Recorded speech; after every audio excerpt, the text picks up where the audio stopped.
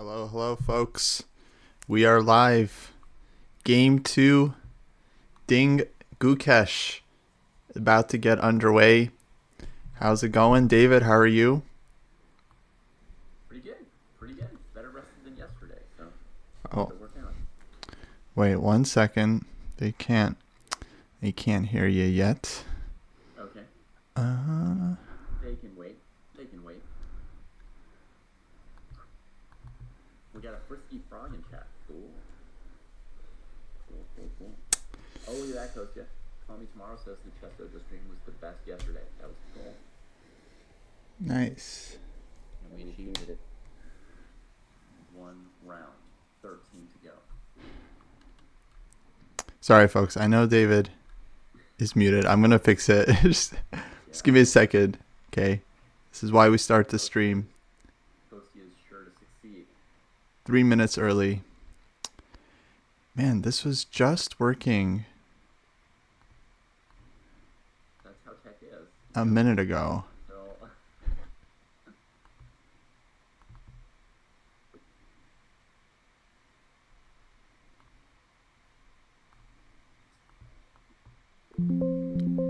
Oh, there we go. All right. yeah, did we do it? No. Hold on. No? I figured it out. It's Come on, but Zoom is the issue. You know what? I figured it out. It's Zoom. Zoom is keeping its sound to itself. Zoom is being a real Jerk. Johansson says they can hear me, but I am silent. All right, Johansson, check again because Coast to Coast fixed the problem. Yeah, coast to coast. Let's go. Yeah. All right. Hello everyone. Sorry about that. New setup for me, but I think we're good to go. And I worked very hard on the layout, so I hope you all like it. It's what I did instead of napping for longer. Oh, it's very nice, Kostya. Thank you. You like these little I thought faces? the I thought that bar was gonna kill your your CPU if you used it. Oh, let's be clear. So this bar that I have up on the screen, Yeah. this is actually the human eval bar, Hmm. courtesy of Dojoer Wayne Beam. Shout out to Wayne. Ah. So these actually correspond to like human evals, like plus equals, plus minus, plus over plus minus, and then the same for black. So I can actually update this one myself. So if we say the starting position is plus equal, I can click it and then it'll go up a little bit. Care to ooh, demonstrated. Nice. So this would indicate small advantage for black. Okay. So that's for everyone to know in the chat. You guys should know this is our human eval. That's why I got the dojo icons up above it. Hmm. But I'm also hoping it lures some people in who think it's like a real eval bar, and like Hmm. we'll stay for that. But oh, I Oh, hear a click. I hear a click, we're Kostya. I hear off. a click. We're off, and ding, with the second I'm surprise guessing already. I'm guessing D4, Kostya. Yeah, guess again. Guess again. C4. Uh-uh. Knight F3. Nope. What? What's left? Uh, Not E4, Kostya. What could be left? What could be left? No, the ding played the Italian. Oh, he did. Oh my goodness. I thought that Gukesh would play the Sicilian if Ding played E4. So I predicted both of them incorrectly at the same time. Oh, I'm gonna move it back to equal. No, e4 e5 is not too surprising. Gukesh wants to keep it solid especially after yesterday's game. Man, Ding was very aggressive there. He's looking to score again, Kostya. Yeah, so he's switching it up. Now he started playing e4, but he didn't do something. Well, okay, here he goes. I was gonna say he didn't do something weird. I was expecting like a Vienna from him, early knight c3, some more Rappert influence, and there's Okay. the Rappert. There's the Rappert influence. Okay. Nice. Well, okay, we're into game two, folks, and there's already a lot to talk about. Ding surprising us with e4. I thought that he would basically shy away from that move throughout the match. Um, because not because of e4, e5. I thought like if he could be assured that Gukesh would stick to his main weapon, e5, then he might be encouraged to duel him in a long series of Gyoko pianos. But I really thought that he wouldn't be confident to play the Sicilian with Gukesh.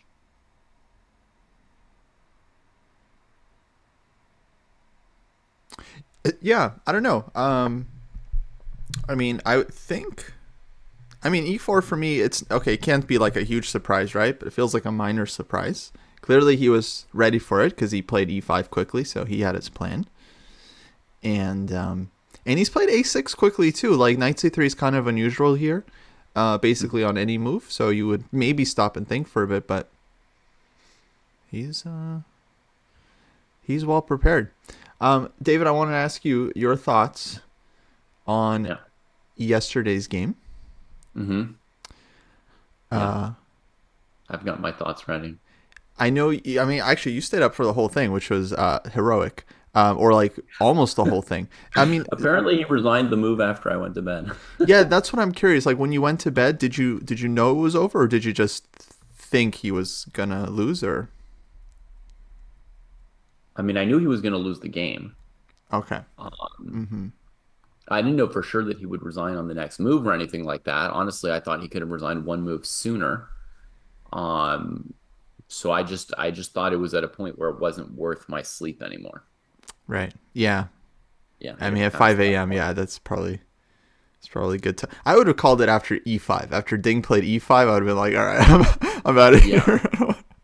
Yeah, it was around then, I was just delayed slightly in going to sleep by Jesse getting ready to take over the broadcast from me.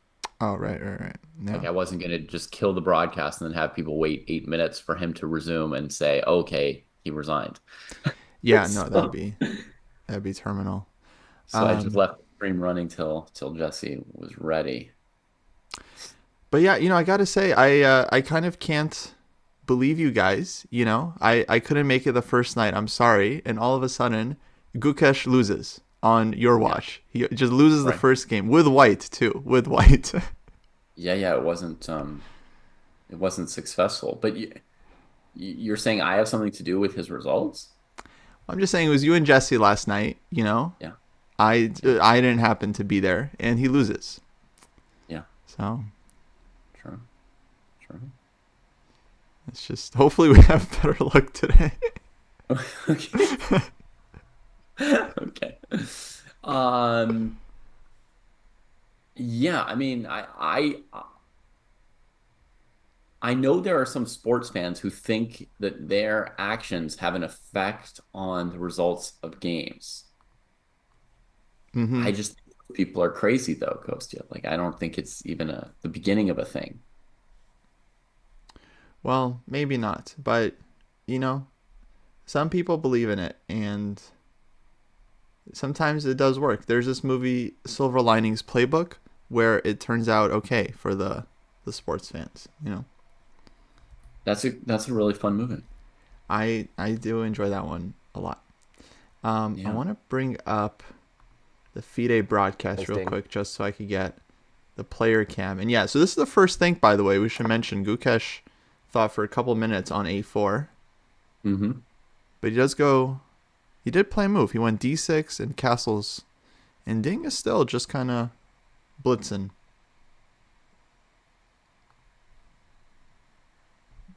Yeah. I mean, they could have this position with colors reversed, by the way, at some point this match. This is well within both of their wheelhouses, this particular opening here. He will be reasonably well prepared in it, as Lazy Hawk and others are asking, and so will Ding, right? So they're on mutually home territory here. Yeah, yeah, yeah. Folks, I will remind you guys we are using the human eval bar courtesy of Wayne Beam. I realize it looks like a computer eval bar, but it is actually totally in our control. So if we say white's winning, white's winning. You know, it's like this is our Yeah. bar. So, Yeah. Uh, I feel like we're gonna get in trouble. I feel like people are gonna get the wrong. yeah. The wrong ones. I think there's a small danger, and we'll see how it goes. There's a small danger that you spend like 1 out of every 5 minutes telling people like, no, no, no, it's not really the eval bar. We haven't gone over. I'm Um, hoping chat will take over that role at some point. mhm. Yeah. You could pin it over on Twitch apparently, but not on YouTube. True, true. Oh, that reminds me. On YouTube, I wanted to do a thing because Ludwig made a thumbnail for us for our YouTube for our stream. Oh, wow. So let me upload that into YouTube, and we'll see if we get an uptick from YouTube. Matthew has this question. How annoyed do you think Ding and Gukesh are by the whole ceremonial move thing at the start? I'd be so annoyed. Lol. I actually saw a picture of the ceremonial first move from yesterday, and it was made by Demis Hassabis, Oh, who nice. Jesse brought up recently, Mm-hmm. And if ever there was somebody who would have a reason to be making a ceremonial first move, it would be somebody who, led the Alpha Zero project, right? Normally it's like the local mayor or, the cousin of a businessman who contributed to the prize fund or something. Um, Right. but I saw a picture of it, and actually, I thought to myself, Gukesh looks annoyed, Hmm. and that was like my actual thought. And then this guy asks, "How annoyed do do I think they are?" I think they might be a little bit annoyed. I think Gukesh might be a little bit annoyed. Yeah, I've never really thought of that. I've always seen people like Kirzan Ilyumzhinov making the first move, and even just in photos and stuff, right? Or who's the Russian one now? Um, Yeah, Dvorkovich. Vorkovich. I always see those kind of guys making the first move, and I think like, man, I would not even let them make my first move. I would be very annoyed.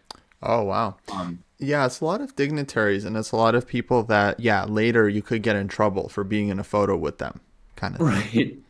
right. Yeah. um, Whoa, but Kraai's I, here. I can't imagine they're so annoyed by it because it's very common, so they must be used to it. Right. Oh, wow. Wow, Jesse couldn't sleep either, huh? Yeah. This is early for Boomer GM. He's not missing a beat. He worked so hard on the layout. What are we gonna do? Just have his voice? No, it's cool. I'll just quickly crop them in. Just quickly crop it. You've got nice big spaces on the camera, so you can just double Jesse and I up Yeah, yeah. You guys will have to down here. bunk. We'll share the bunk. Yeah. Old people do often get up early, yes, but this is pushing it even for Jesse. I mean, he's an old guy, but he also still has kids. So, Right.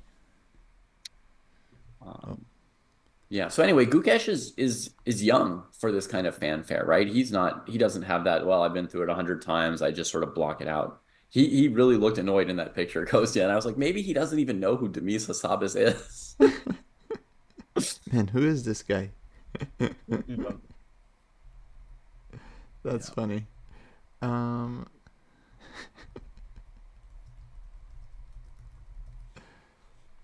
Or JD says some demonic CEO of a gambling organization. Yeah. Some random dignitaries, dictators of small Central European nations. yeah, I was listening to Caruana on the C Squared podcast. They were discussing the first game, and Fabi was saying that the first round's always very nerve wracking for the challenger. Your first time in this like kind of fishbowl arena, like the whole world's watching you, everyone's there. It's just like the biggest game of your life. Um, so yeah, I can see the players just being kind of like on edge in general. Um, I wanted to say I thought I caught the game afterwards. Of course, I was Mhm. I was sleeping. I was up all weekend, and then I watched. Okay, actually, first thing I did, because I knew when I went to bed, I knew it was like, okay, when I wake up, there's gonna be spoilers all over. So I was Mhm. very strategic. First thing I did is I went to Twitch, and I just went to like I went to our VOD. I just wanted to watch some of the VOD before I saw the result. Oh, wow. Yeah, and then I That's very skipped through the flattering. VOD a bit, and then eventually I also saw some cryptic text messages from people. So that was a little. So I wasn't sure what happened, but Oh yeah, you can't check your texts. Oof. Spoiler central. um, but yeah, then I started watching like recaps and stuff, and I thought Ding played like a fantastic game. Actually, looking at it, like really high quality. I didn't think Gukesh like played terrible or anything. It's just I have a different take. I think Gukesh played terrible. really Yeah. wow. I mean, he did. Ding did kind of make him look like a child, but I didn't think he played that bad from, from what I saw. Oh yeah, I think he played super bad. Um, I think the game was basically at the level of if I'd been playing white and Jesse had been playing black. That was about the level. Like I predicted basically all of Gukesh's moves, and Jesse predicted all of Ding's moves, and that's basically how I would have lost a game as white to Jesse. Except that I wouldn't have blundered Bishop G5. Wow. So you think they both played below their I level? could have blundered Bishop G5. It's the kind of move I do blunder. I could have blundered all of it. But yeah, I think it was really not good for Gukesh. Before everyone gets super mad, I like Gukesh. I like Ding. Like, forget about the disrespecting, blah blah blah. I think they're great. I love them. I that's just we're supposed to give our objective takes on what's going on, you know, and that's my take on what's going on. I think that Yeah, the whole uh, internet is like, oh, Ding haters are silenced now, or Ding haters in shambles. yeah, Look, guys, he he's got dropped no to number haters. 23 in the world. What are we supposed to think? All right, what are we supposed to think? I'm glad he's back, though. I'm glad he's. Well, I guess you don't think so. I thought it was a decent I game. don't know if he's back or not, but I think he had a good strategy for the game, right? I saw in the press conference he said that he had this thought that Gukesh might be nervous, and that's why he picked this kind of complicated line in the first game to give Gukesh more room to like hang himself with White. Yeah. So that's super. That's that's world championship level preparation and reasoning and thinking because at this level it's not just about playing good moves. Like you just play a bunch of random good moves, your opponent plays a bunch of random good moves, you don't beat them, right? At the 27 to 2800 level. Yeah. um you have to figure out what's gonna mess with them, right? Where might they make a mistake and then lead them there. So on that front, super good, and it looked like he had some confidence and a good and a clever plan and all that, right? But as far as the moves he made, and Les Roland saying I disagree, all the moves by Black were impressive. Sure, but Jesse found every single one of them. Jesse Okay, found I every didn't one know of the that. I moves. didn't. So like, Well, maybe you know what? Maybe Jesse's strong. Maybe Jesse's no, strong. I You ever mean, think of that?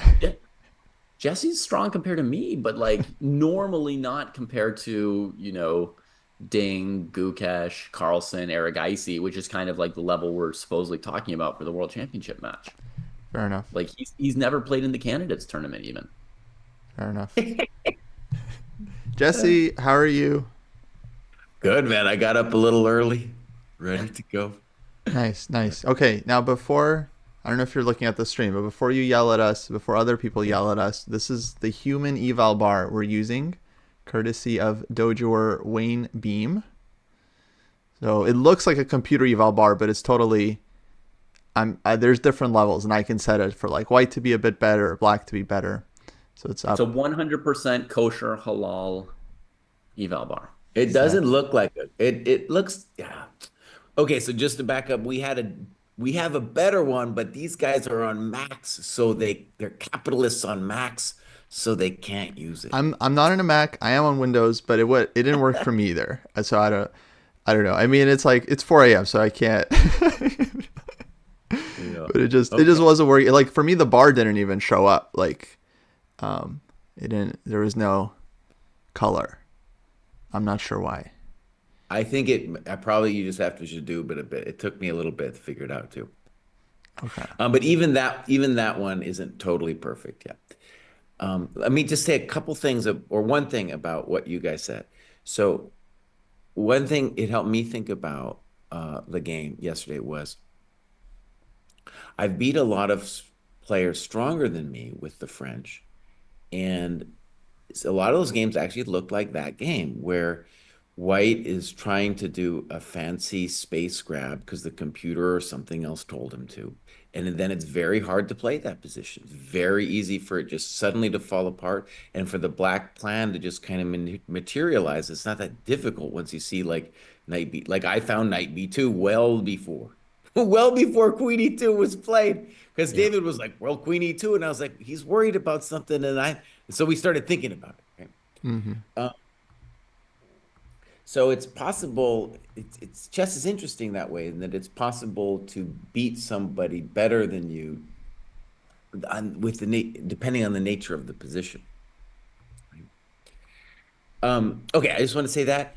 Now, I am not a huge expert of this kind of Gyoko stuff, and this Right. Bishop e6 is already really highfalutin because you're encouraging like some crazy Irish pawn structure, right? With bishop takes, pawn takes, and bishop takes c5.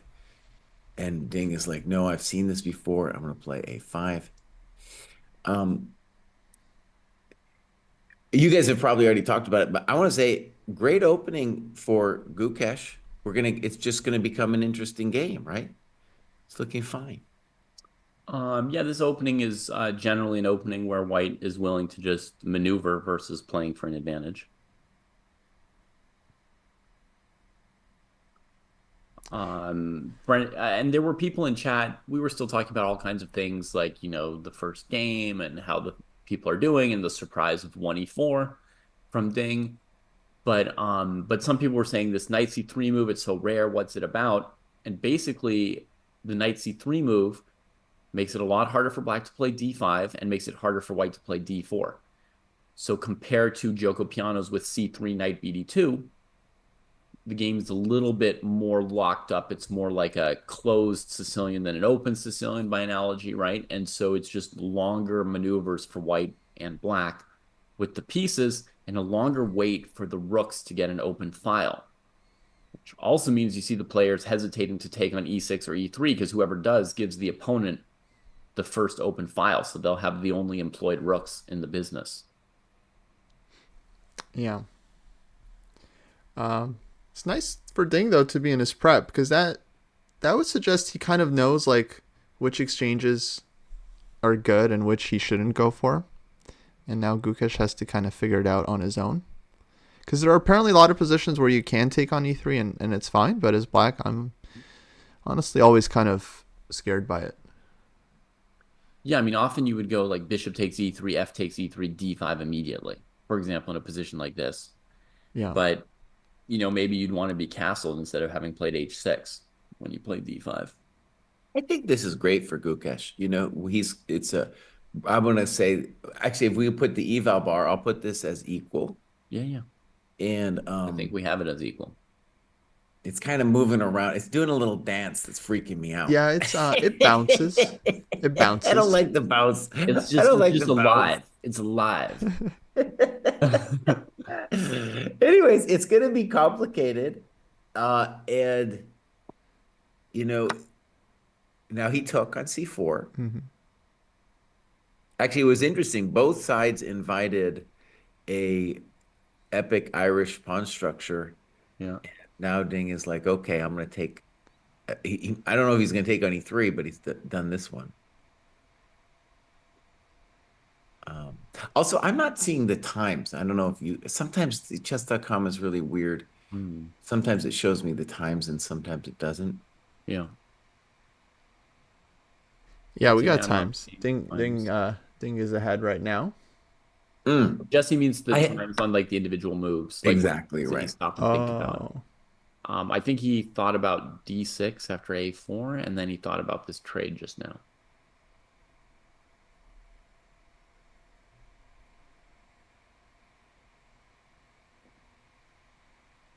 Oh, there's the game stream. I was watching the FIDE live stream, but there's just a game stream without the engine, without the eval. Yeah, Mhm. with just video, it's awesome. Great. So one thing, I don't know if he's just a very ambitious move that I don't believe in here for black, but you could think about it would be bishop b4. Yeah. We need to calculate that move because he could also have done that without trading on c4. One way or the other, he has this option to go bishop b4 and grab the pawn on a5. And we just But have to calculate it. this one's a little bit more intense because bishop b4, I'm also threatening the knight on e4 now. I mean the pawn on e4. Mm-hmm.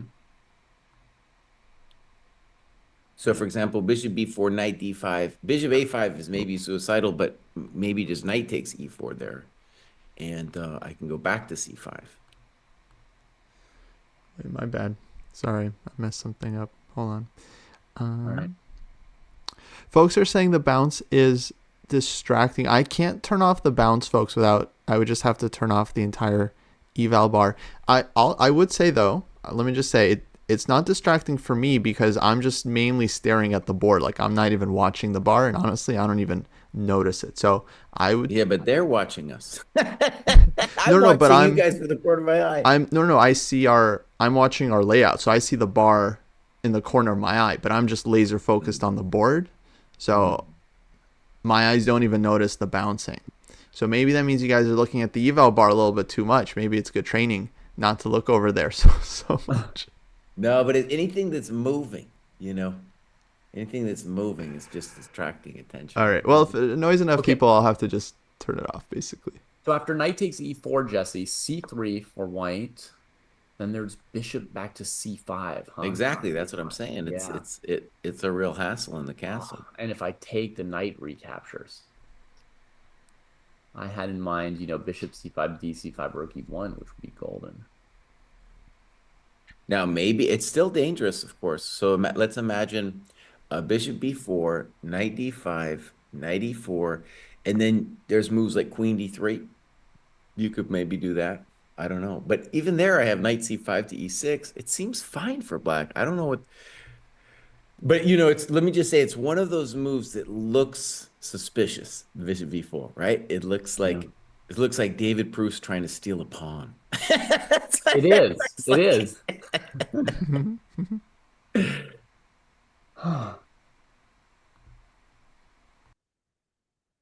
But if it works, I mean, oh my gosh.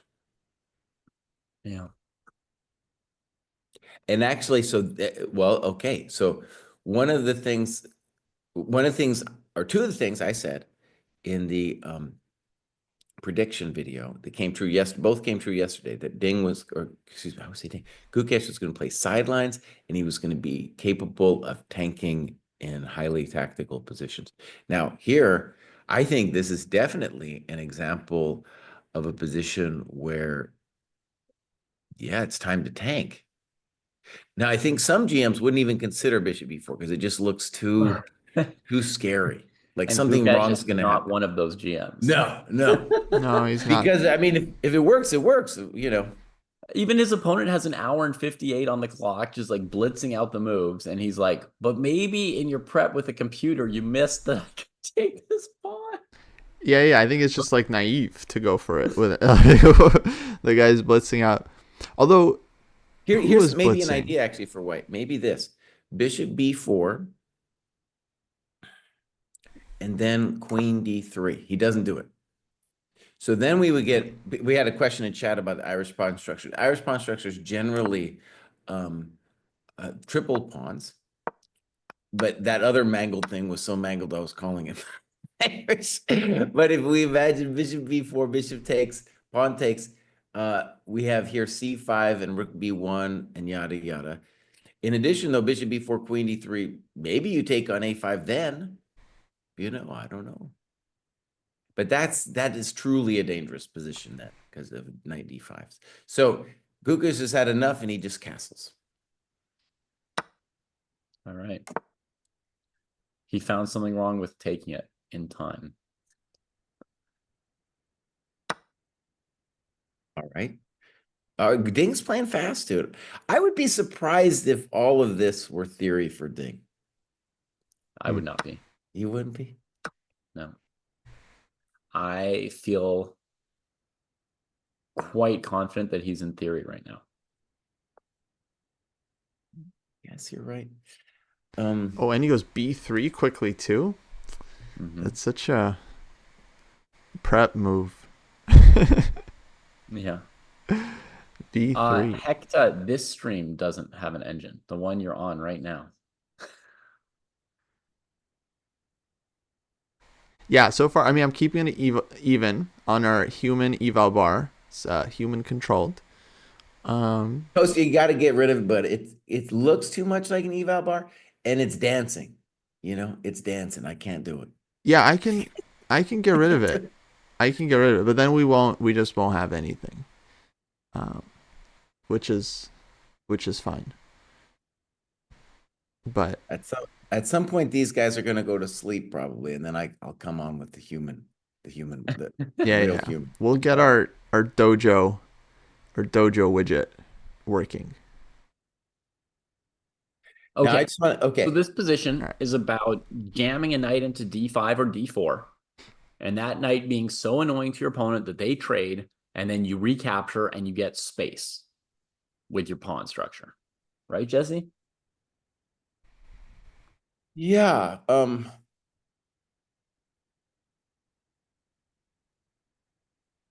It's if you're going to claim this as an advantage to white, it is very, I'm going to say technical. Like for example, do I think that okay, like maybe black can't play knight d4 because of knight e5, rook e8, knight d3, and then we're tagging the pawn on c5, maybe. Intuitively, it seems to me that black has to simply be fine, right? Like whether it's rook e8 or some other move. Seems like we should just be fine. A normal move here would be to protect e5, for sure. Yeah, I think let's say rook e8 is the most natural move, I think, just with the simple intention of playing knight d4. Yeah. And if rook e8, knight d5, does black have knight e4? Okay, David, let me just create a narrative. Okay, here's the narrative. So let's say rook e8, rook e1, knight d4, knight d5. And the claim will be when you push me out with c6, that it's significant that I get the b6 square. I don't know if that's true, but that just could be a story. And when I kick you with c3, your knight doesn't have any great squares to go to.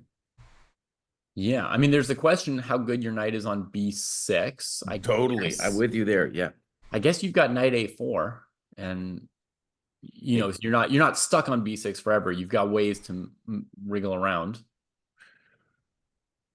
exactly. So that structure could be loose for black, and then when white gets c3, he really does push the knight to never land. That's just a story, though. Just trying to come up with a way in which white might have something. Right. Also, any knight that gets kicked has the option of heading towards f4 or f5, right? Yeah. Could also be a tickle for somebody to deal with. But in that tickle variation, see, black is going to get there first, though. Because, see, I go rook e8. And let's say you go rook e1. Maybe you got something better. Reasonable. I'm going to get to d4 first. So if white's going to have a story of being better here, it has to be, some magic about the way c3 goes down, or, I don't know. The fact that the c4 pawn is protected and the c5 pawn is not. Yeah, some story like that. Though let's also say at any point, black could just play b6, and it seems to me you're going to have to undouble those coconuts. Right. I was thinking b5. Sure. Yeah. Going to be fancy. But that c5 pawn is not so easy to get to.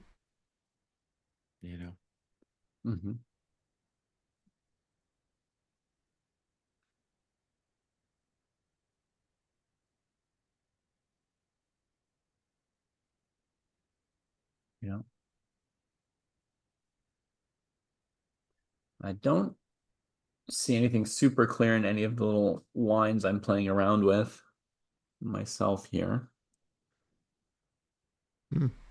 He's tanking. And yesterday he was way up on time and he still was like in time trouble. Yep. He'll be in time trouble today as well. Oh, yeah.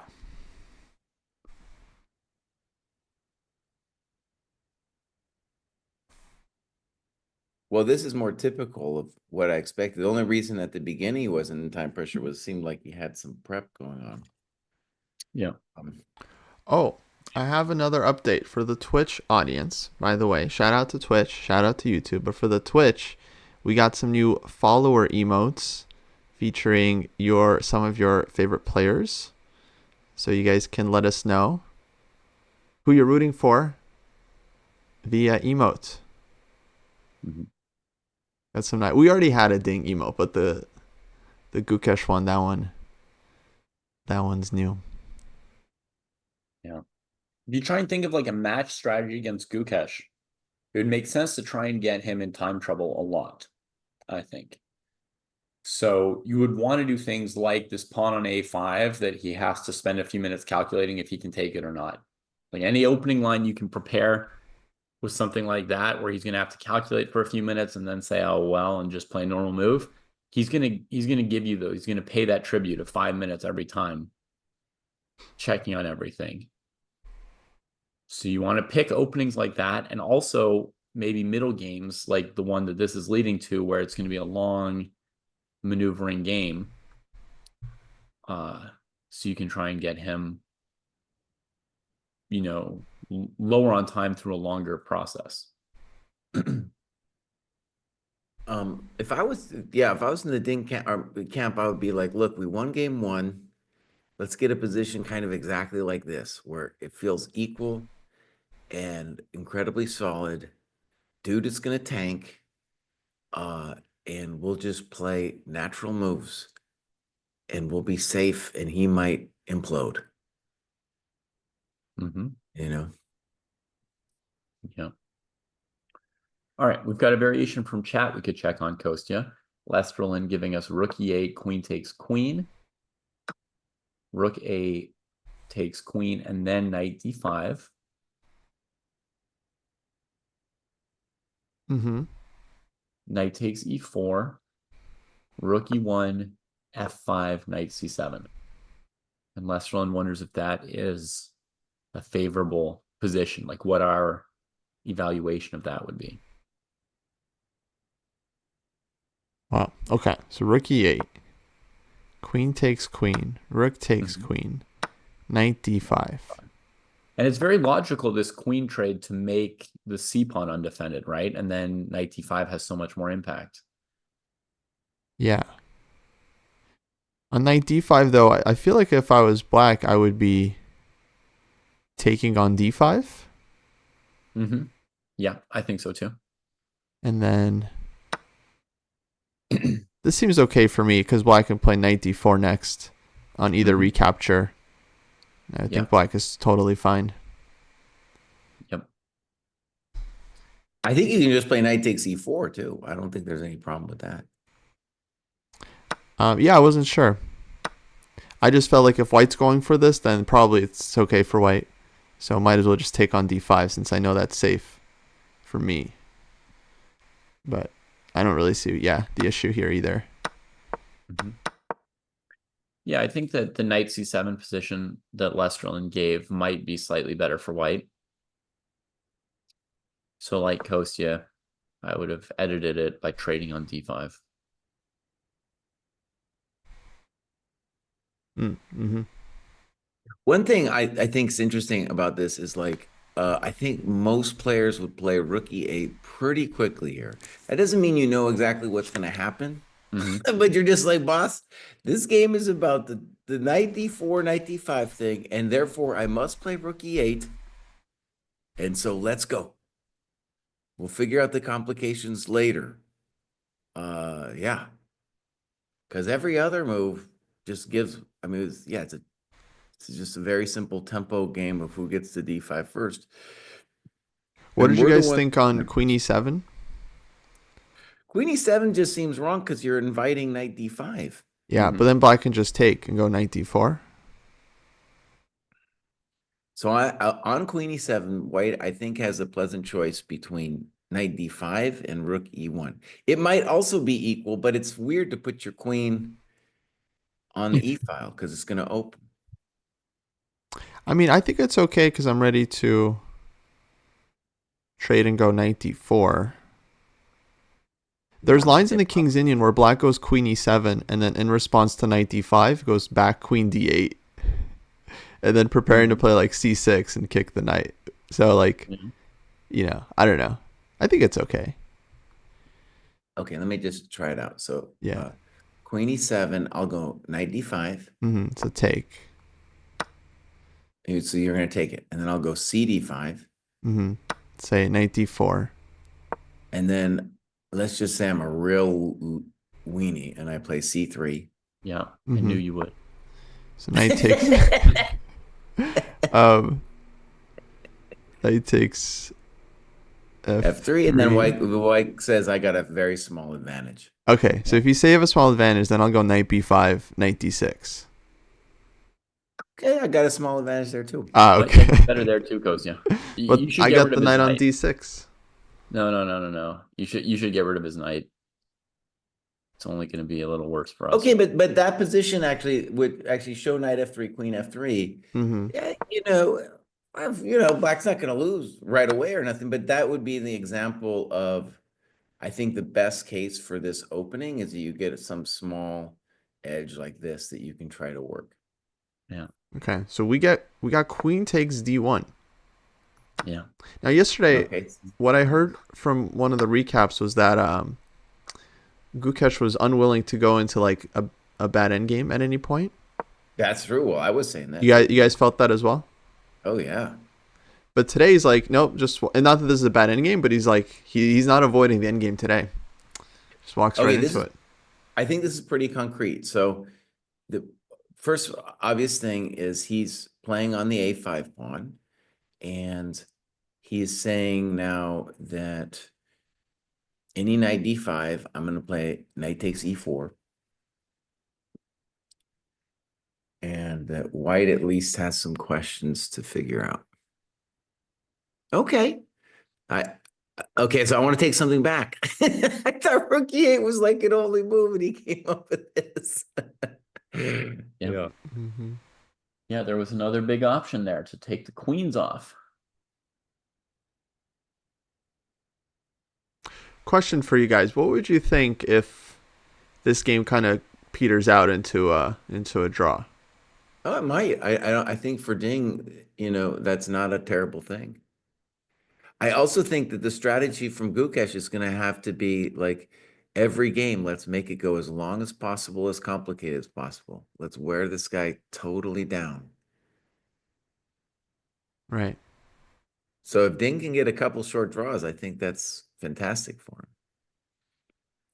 Yeah, I think Ding actually said something I thought very interesting before the match, because they're asking him about how he's like not the favorite. He said like bad results and all this stuff, and he was like, yeah, but like a match is still a match. And I think what he meant was like it's between two people, so it's not like he has to win some tournament ahead of everyone else and score +5.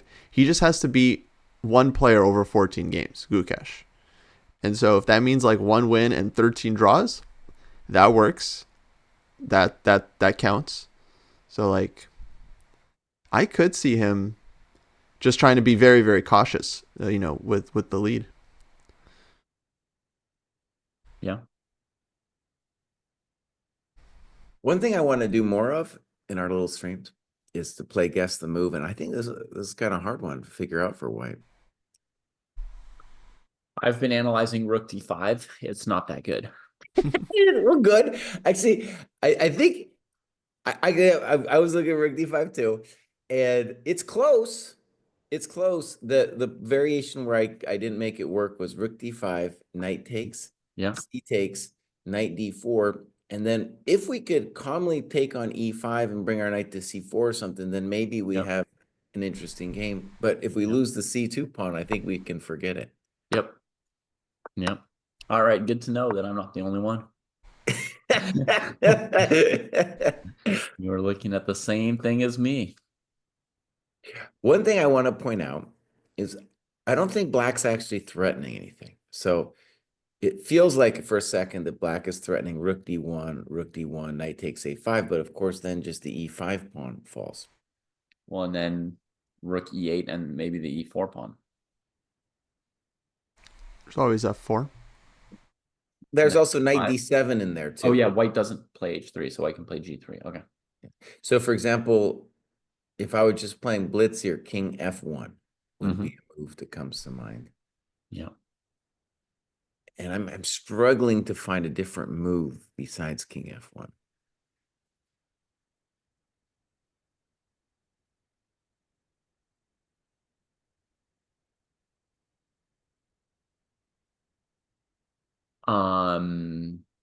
You could play rook e1 here as white. I was just thinking rook e1 to go knight a4. Mm-hmm. Yeah, it's very well, it's counterintuitive. But he's going to play knight d4 on you, boss. But knight d4, maybe I guess takes, c takes, yeah. And that's going to be nothing.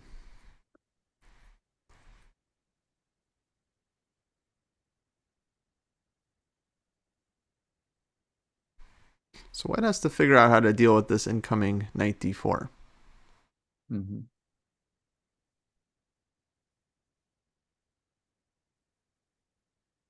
And also even like king f1, knight d4 is a little spicy for black too. For white, for both players, because it could go king f1, knight d4, knight e5, knight c2. Can I just say something? I think the most complicated kind of endgames are knight endgames, and we are headed towards a knight endgame. And people, chess fans generally think endgames are boring and yada yada, but oh my God, the knight endgame, you can really do some deep calculations and you can miss stuff because those knights can do some tricky dances. Yeah. And already here, my mind's spinning on the like king f1, knight d4 stuff. Yeah.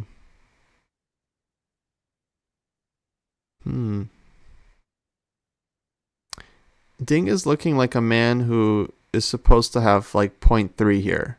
And he's like trying to figure out like where's my 0.3? Mm-hmm. I've looked for my 0.3 like that many times. Where's my 0.3, Many boss? times. Give me my 0.3. How about knight d5 here? What do we think of that?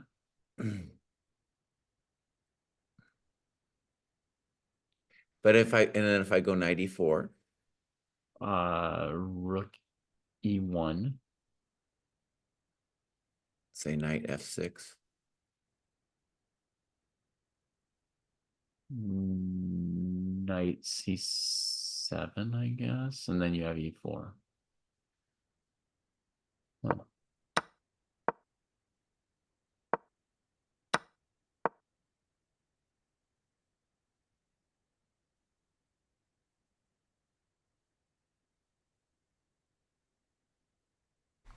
Oh. Yeah. So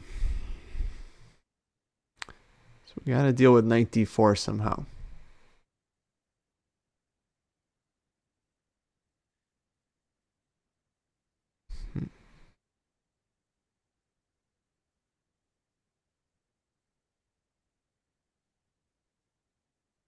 Knight to e1. Yeah. That's a weird move. But then I was thinking rook d4. Rook d4. Maybe you could do knight e1. Maybe I might grow on you. If you go rook d4, I have knight d3, and I'm pretty happy with what I'm doing. Okay, I'll take it back. I thought you might go knight d4 to try and get me stuck on e1. No. Not let me out to d3. Yeah, I don't know why I said rook d4. No, but knight e1 is definitely a thought. It's weird though, right? Because black kind of wants to give a tempo to defend the e pawn, and you're going away voluntarily.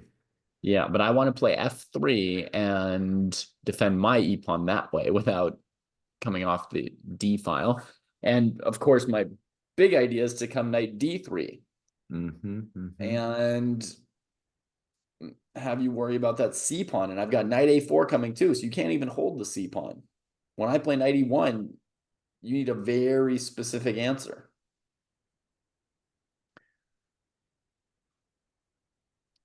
Investing ideas asking about knight a4 right away. Knight a4 right away, our feeling would be that black could play knight e4. Right. And have, a pretty equal scenario. Well, black should be better after that.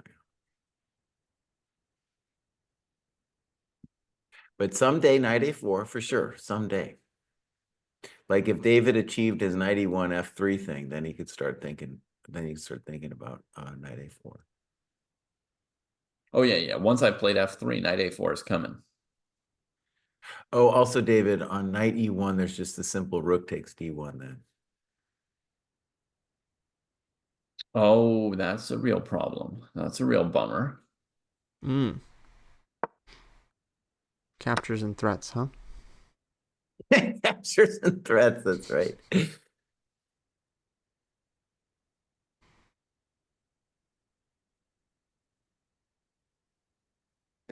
I mean, I recapture on d1, knight takes a5, knight d3. I'm not going to be down a pawn, I don't think. I'll get it back. Ooh. Okay, oh my gosh, rook dc1. Went the other way. Wow. Oh, because on rook e1, black had knight d4, so here there's just no knight d4. But he's not really setting up knight a4. He's just kind of stopping knight d4.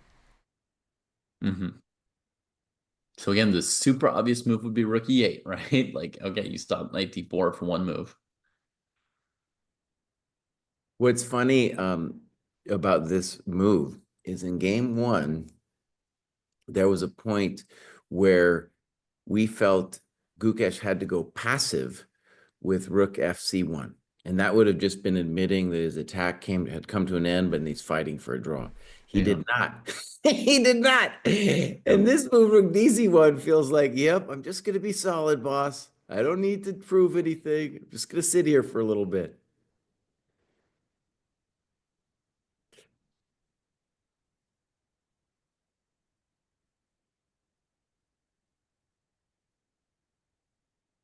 Now, does anyone know what are the draw rules? Are they allowed to offer draws?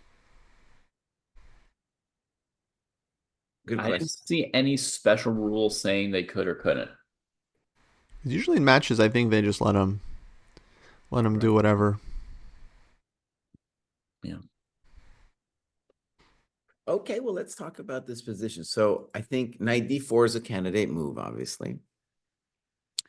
Knight d4 anyway with the e pawn hanging. Yeah, I feel like yeah, I don't know. It's a thought. Yeah, one of the moves. It's going to be complicated. Let's just put it that way. Rook fe8 is a real obvious move to play. Oh, actually, here's the line, Jesse. Knight d4. Yeah. Knight e5. Knight takes e4. Boom. Knight takes e4. Knight check. King f1. Take c1. Take c1. Rook e8. Trying to nail them. Rook fe8. But if it doesn't work, we could try the other. And against f4, there's f6. Okay, but Oh, I missed the line. What was it? So it's after knight takes e5, you take on e4, Kostya. Then you throw the fork, take on c1, and then go rook e8 at the very end. But I think that's Mr. Skelkom might raise his head there, but because on knight takes c1, white can play knight c3.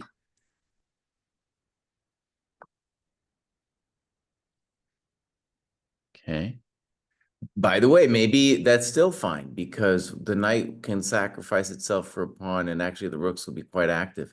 Right. Let me try rook e8 first before I have to sack the dude. But nice attempt to Skelkom. I think that position's fine for black, by the way, but in any case, so we gotta get the moves on the board for folks to follow. Kostya, can you show the? Oh, wait, after rook e8, what was it? So rook dc1. So our first move in knight d4 is the move on the board. Knight e5. Yeah. David wants knight e4. Right. And then knight e4. And then you're talking rook fe8 first, David? No, we play knight check, knight c1. Okay, king f1, knight c1. And then I was thinking maybe knight c3. Yeah. And yeah, I'm just gonna ask for everyone in chat. What is the skulkum? What do you guys? Oh, you don't know? Yeah, that's a GM house thing that me and Josh Friedel came up with back in the day. You know, Mr. Skelkum, you don't want to meet that guy. Well, Because and this is actually a perfect basically like the Grim Reaper, Kostya. Like once you've seen the Grim Reaper, like when it's time to resign, you've seen Skelkum. because this is actually a good example of a Skelkum, because you could be calculating and just automatically play rook c1 and think you're doing great, and then the guy Skelkums you with knight c3, and you're like, oh no. But I want to say a lot of times with the two knights against the rooks, a lot of times they're chumps. So for example, here, if we play rook fe8, let's put the knight on f3 for a second. We could change our minds if we want to. And then like a knight b3 or knight d3, they probably might transpose even. Right. So yeah, it's still interesting. I don't know. You could claim it. Maybe white has something there. The knights are strong, and the pawns. Great, the pawns are a little weak. I think white's black's fine though. Like knight b3, pawn takes rook d3, rook c1 is probably forced, Mm-hmm. and black's fine. Maybe nothing special, but this would be a position I think Gukesh might like. Play c6 at some point here.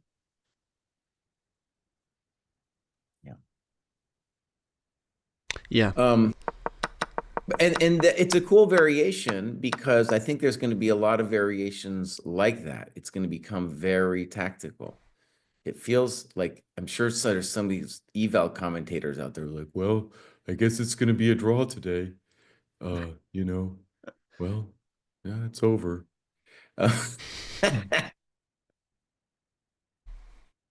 Blood. Yeah. I'm more basing that on like Ding's demeanor, but I'm willing to be wrong. I just got the sense that he's like, I don't know, he just wants to set on his point for a couple of games. Yeah. I also don't like rook dc1. I also don't think I get it. Like, I actually think, Kostya, that Ding's going to have a pretty strong incentive to rack up another point or two here. Yeah, no, definitely. I mean, because a string of draws would help Gukesh to sort of settle and get into the match. You know, like he played very aggressively yesterday, right? He had this sense like there's some weakness with nerves, and I think losing doesn't really settle your nerves generally. So the nerves might still be there. I think he might want to keep pressing. Yeah. And I always think back to how Kasparov wanted to extend that match in 84, which is as many draws as possible, like stay alive, like stabilize, stop the bloodshed. Kostya, let me just try to show a variation here. So imagine rook dc1, so rook fe8. Yeah. Okay. Maybe whites could think now about knight d5.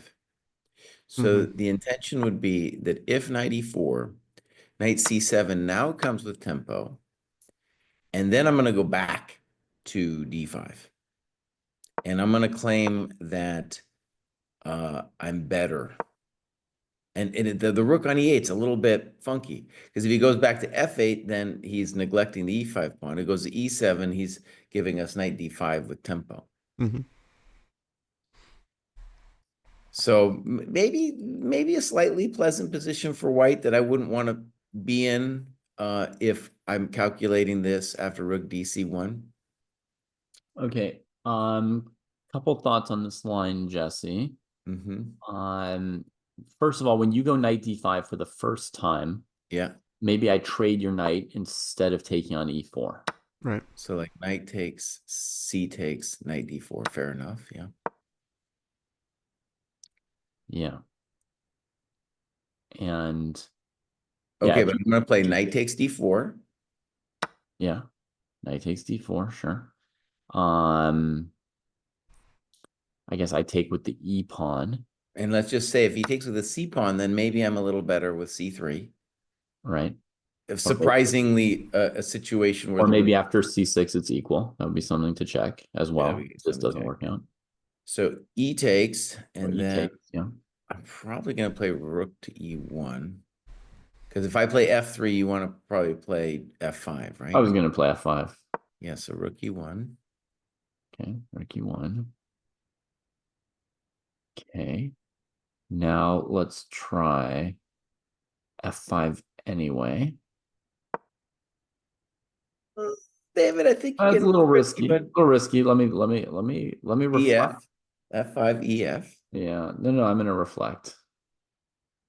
You should reflect before you move, David. Yeah, what is this? You want to take back? I The do. heck? No, I see f5 too. Wait, sorry. Can we go a little bit slower? Yeah, Actually, we can someone's go. asking for overview. I'll quickly run through the game because I'm sure there's others as well that didn't catch the opening moves. But we had e4, which is not Ding Liren's main move, so definitely a special prep. Goes for the Italian, and then this early knight c3 move, which is also considered pretty unusual these days to put the knight there instead of the pawn. Then we got some development trades on c4, some structure stuff. Both sides got their double pawns, b3. And it doesn't seem like much, but Ding was playing this all pretty quickly, and then he started thinking around here. He finds a sneaky move, rook dc1, cover the c-pawn in advance, and now Gukesh is thinking because he doesn't have knight d4, because e5 is hanging.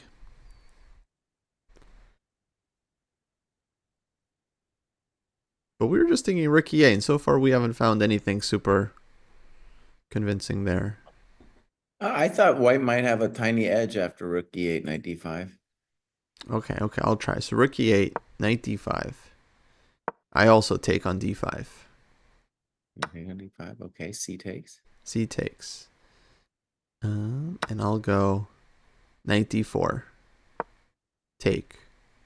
Well, let me just say I'm not 100% I have to take, because you taking on f3 is not, the end of the world. So by the way, just the claim in these positions for white would be that the damaged pawns are something. Now I'm going to take, but I just want to stress I might come back and play king f1. So knight takes d4.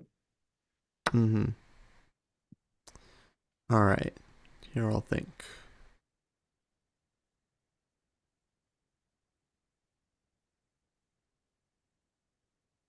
Um.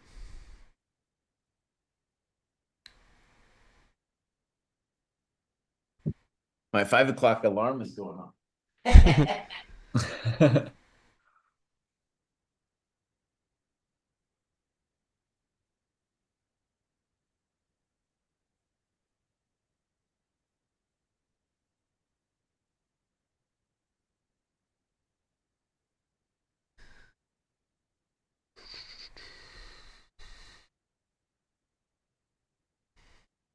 Okay, so I'm gonna go cd4. I'll try cd. c3. C3. c6. Mm-hmm. Okay, so let's say a couple obvious things. First thing I want to stress is this is, I think, exactly the kind of thing that Gukesh is trying to calculate right now. I'm still nervous for black here. There's CD is very complicated. I don't understand it, but white could also now play C4, and maybe I'm a little bit better there too.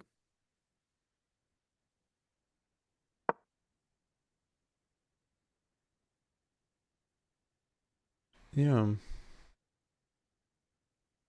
I will say Ding.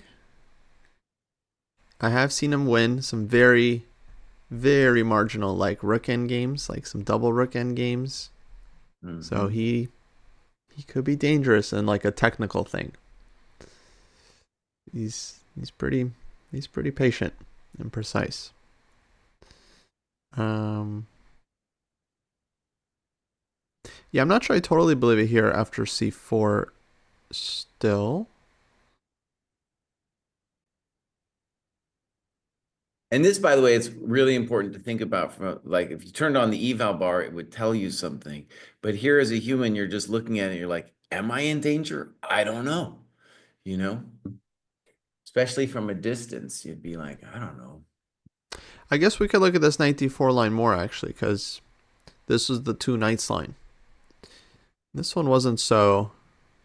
I mean, it's super hard to evaluate these rook versus minor piece positions, I find. So maybe we can look at this again. I do think the knight d4 is the main move. Yeah. Mm-hmm. So yeah, so it was like 95. This is what we were thinking earlier. 94, 94. And then I thought maybe rook fe8 right there was interesting, because there's no knight f3 like in the other line.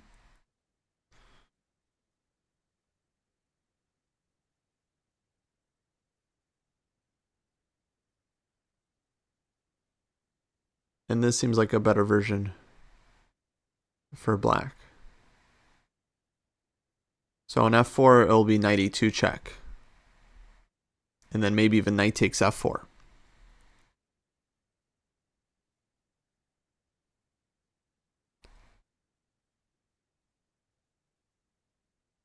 Yeah. How about this, Kostya? I have a weird idea. So on knight d4, how about I just calmly play king f1?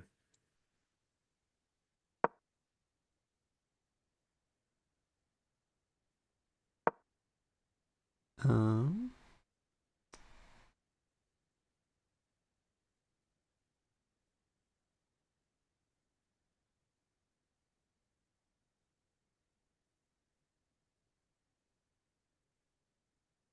With the argument that rook d2 won't be anything, and that the pawn on f3 is no big thing. And if you take on f3, you're taking your asset out.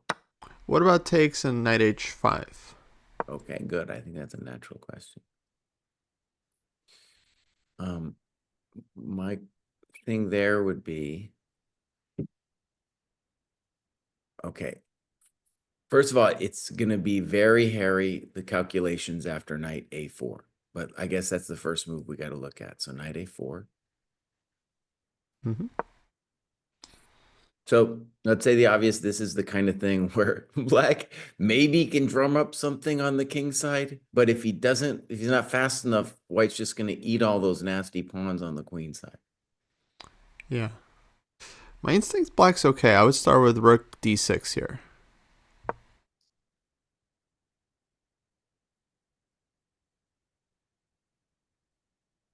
All right, rook d1. Let's say Maybe rook d8 you could get away rook with. d8, yeah.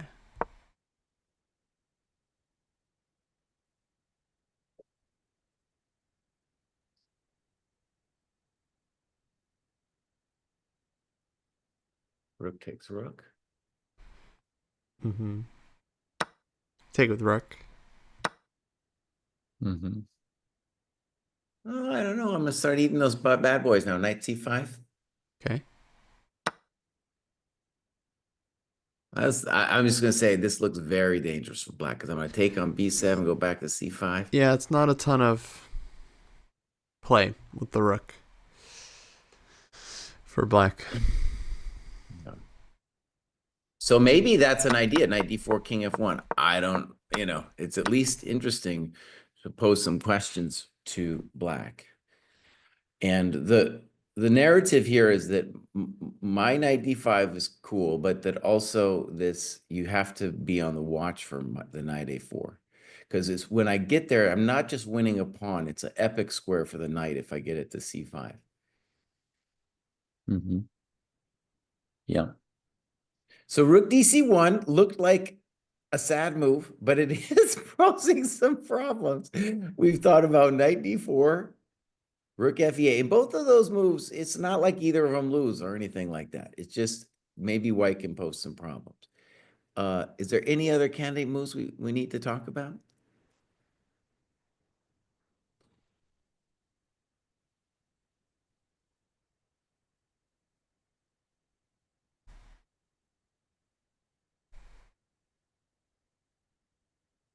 Hmm.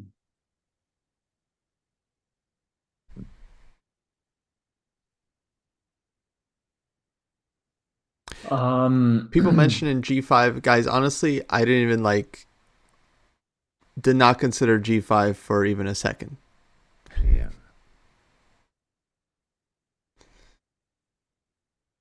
So what they want with G5 is they want to push the F3 knight away and then get D4 or something.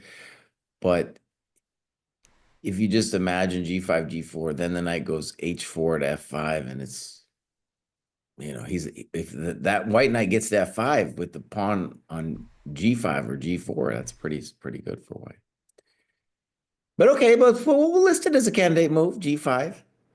Didn't cross my mind either. Yeah, I don't think we'll see it. Rook F8 for me feels natural. Knight D4 doesn't seem too bad either, as long as you're okay with this knight takes C5 line. Okay, I really probably shouldn't mention this, but Mhm. then we have the reverso move with rook D4.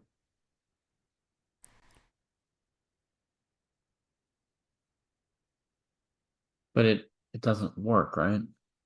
Well, first of all, I'm not even sure it threatens anything, but Mm-hmm. but okay, but are you just gonna? No, it's not gonna work. I don't think. Probably not. No. Okay, that's just. I'm just playing with ideas. How Uh, about the move rook d6 here if we need a different candidate move? yeah, I thought about rook d6. I wasn't quite sure what we're doing, but we can think about rook d6. I mean, we're trying to say, there's a mutually open file. You just stepped off it. Maybe it's worth something. Mm-hmm. Okay. I was thinking that, first of all, there might be other ideas for white, but the basic one could be king f1 and say, well, what are you doing?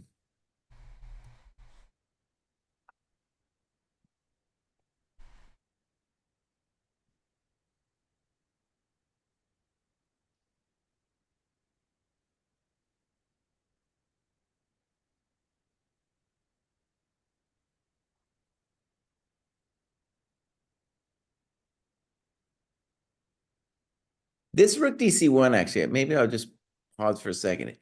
I remember the first times when I was going over Fischer's games and there was an open D file, and it was like both rooks were on like D8 and D1. There's a couple games where he just goes back to E8. He's like, rook E8, baby, rook E8. It's a little bit similar where it's a high level thing where we're claiming the D file that don't mean nothing. Mm-hmm. Yeah.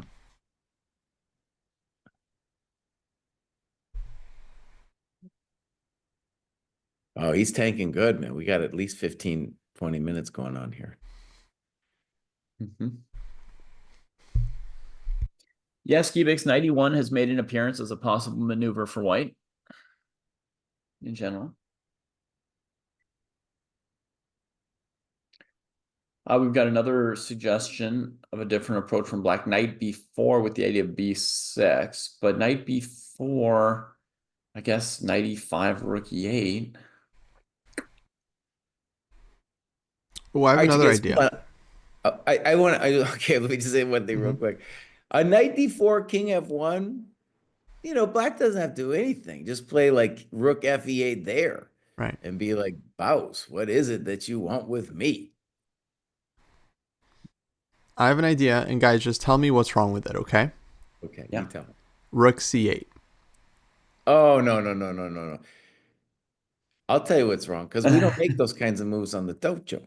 What do you mean we don't make this kind of... Look who we're dealing That's with. just not what we do. He just played Rook DC1. Why can't I go Rook C8? Explain to me Because why. your problem is the c5 pawn. But I'm stopping Knight D5. But your problem But is the c5 pawn. He's playing knight a4 at some point, not knight d5. But how is knight a4 happening? Or he's playing knight d1, knight d3. shouldn't we just answer this in just general terms about pride and self? I don't know. No, it's not about that, Jesse. It's Feeling of about the self-worth. difference between white's position and black's position. They're slightly different. Okay, no, I'm just saying rook c8 doesn't do it. But okay, it's candidate move. I did ask for all the weird moves. Because he is thinking about weird stuff. I'm not saying I would play it. But you thought about it. It's just like, it stops knight d5. If you wanted to, you could play rook d7. That might be, if you wanted to really think about the pawn, you could play knight d5, rook d7. Yeah. So currently Gukesh has his eyes closed, by the way, and he's leaning back with his eyes closed. I was thinking of closing my eyes too.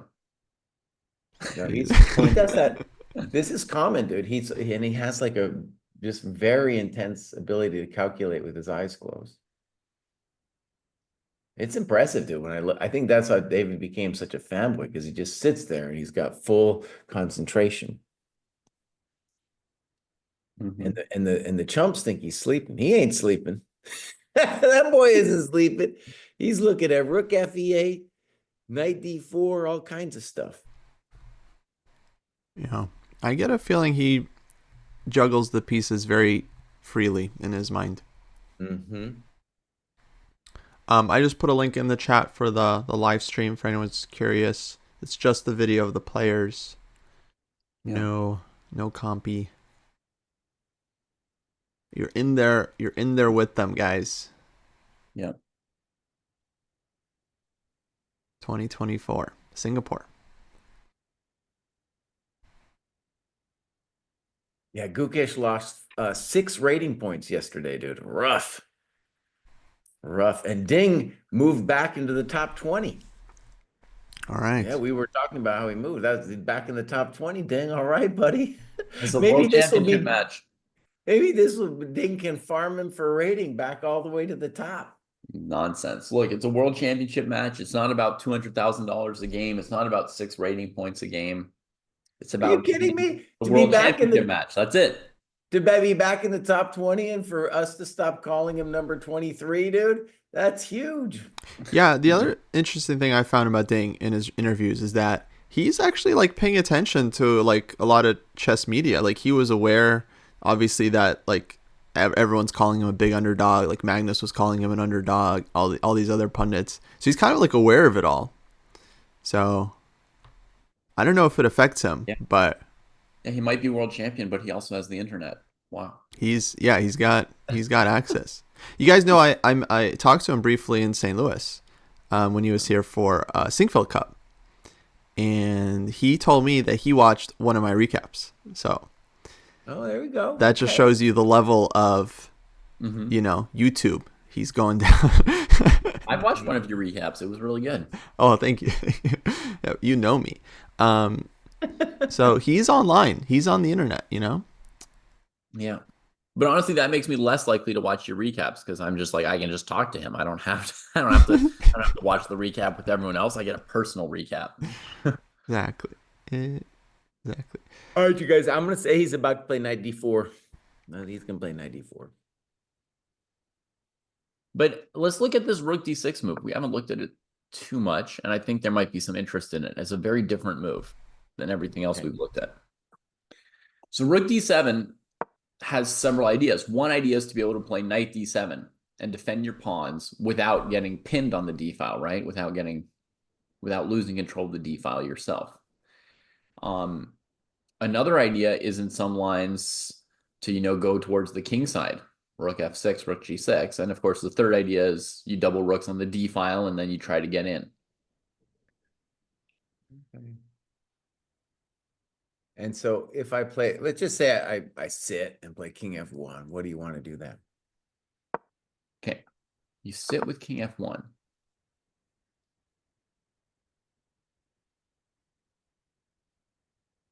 All right. I will double.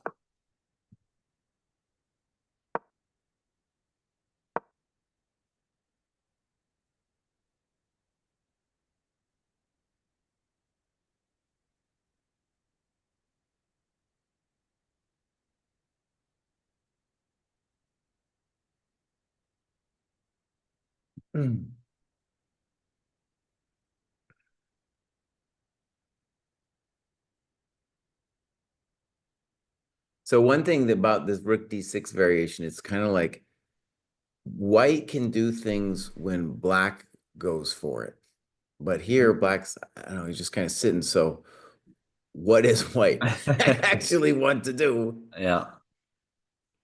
I'm thinking of going for something, maybe, but you don't know if I will. Well, he did go knight d4.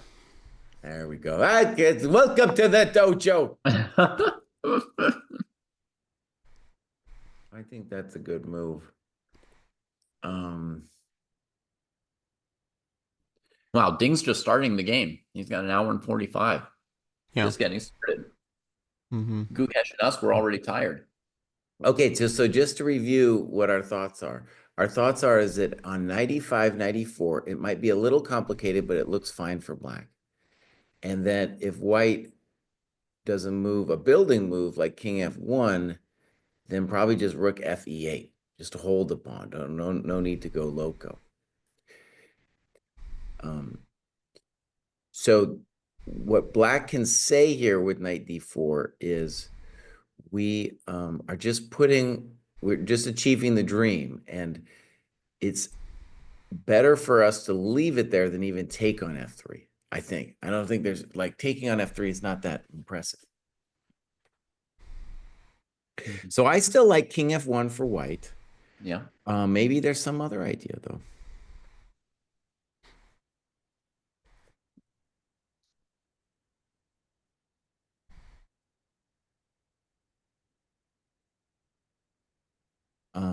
Maybe I don't like the look of 91, but I guess you could put it as a candidate move.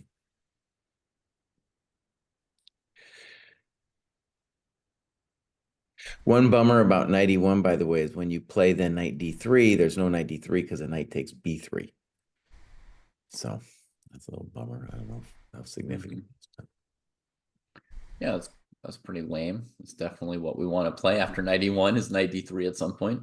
All right. The 95 line's a little bit complicated. We've looked at it a couple times, but Yeah, something last like we checked, it was take rook e8. Take on e4, knight e4, and then I thought rook e8 first. Yeah. I like knight e2 first, but maybe rook e8 might work too. Sure. Yeah. Yeah, this seemed to be working for black. Actually, I mean, yeah, if you see, you don't have to be so complicated with 98. You just, or 92 right here. You just rook e8 and you're fine. That's fair. Yeah, no need to be fancy.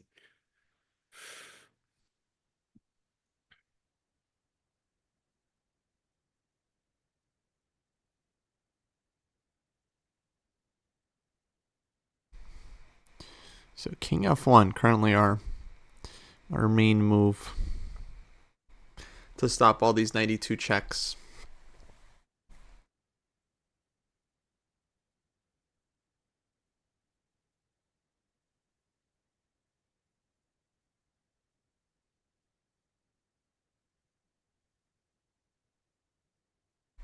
And against king f1, white might be threatening knight takes e5, so black may not have 100 options there.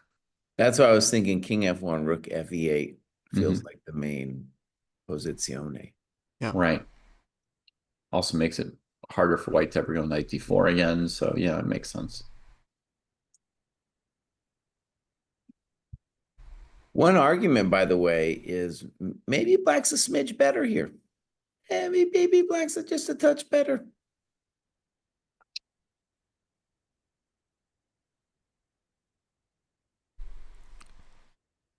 There's a question about Ding, and Ding from today's game. I don't know about yesterday's game. Today's game, he's definitely been at the board a lot, way more than the last match with Nepo. Mm-hmm. Did you guys follow yesterday? Was he at the board a lot? Yeah, and in his comments, he said it was a good sign. Nice. He said I was at the board a lot, different than last year. Feels much better. Do you guys know if there's a couch in the players' room? Oh yeah, they gotta better have a. Oh, that was the last time there was the great couch debate. I had forgotten, dude. Yeah, Yeah, remember in chat, people were saying they should take away the couch. yeah, Yeah, yeah. it's So crazy that's why Coach is chatters. asking if there is one, because there were some mean people last time around. Because I saw an image on Twitter of Ding in the resting area, and he was like standing, and there was like an Yeah. armchair, but there was no comfy couch. Yeah, So I they saw must that. have learned from their mistakes last time. What was the problem with the couch? It's too What was comfortable. You can just sit on the couch and just watch the game from the screen, and so there's no incentive to sit on the stage in front of your opponent. But there was some other thing that the fans were like, if he didn't, I think we even said it. We're like, if he didn't have the couch, then X or something. Yeah, I yeah, don't I remember. said it. I said just like take the couch out of the room, and then there's like nowhere to sit, and then they just wouldn't stay in there that long. Two armchairs. Yeah, smart.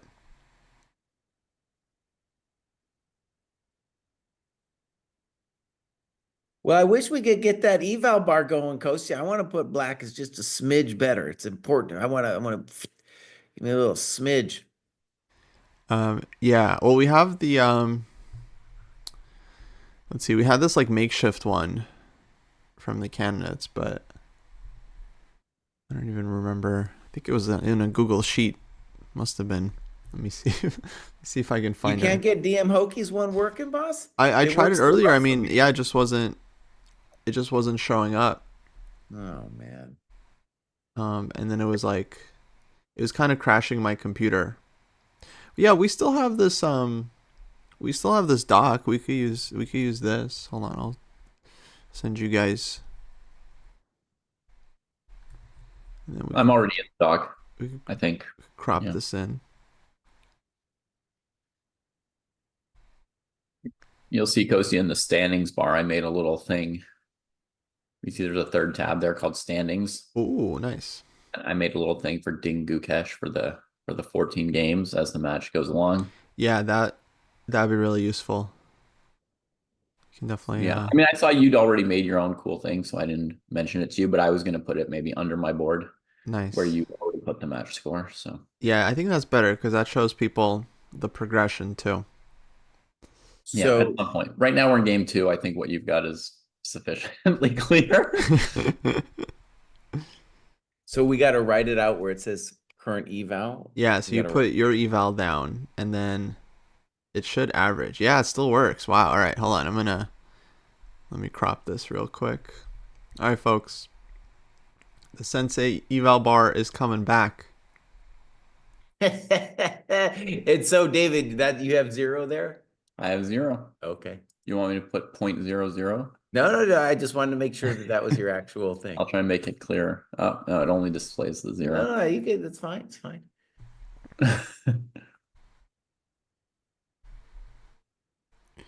All right, now where am I gonna fit this thing? There. I got it to show the point zeros.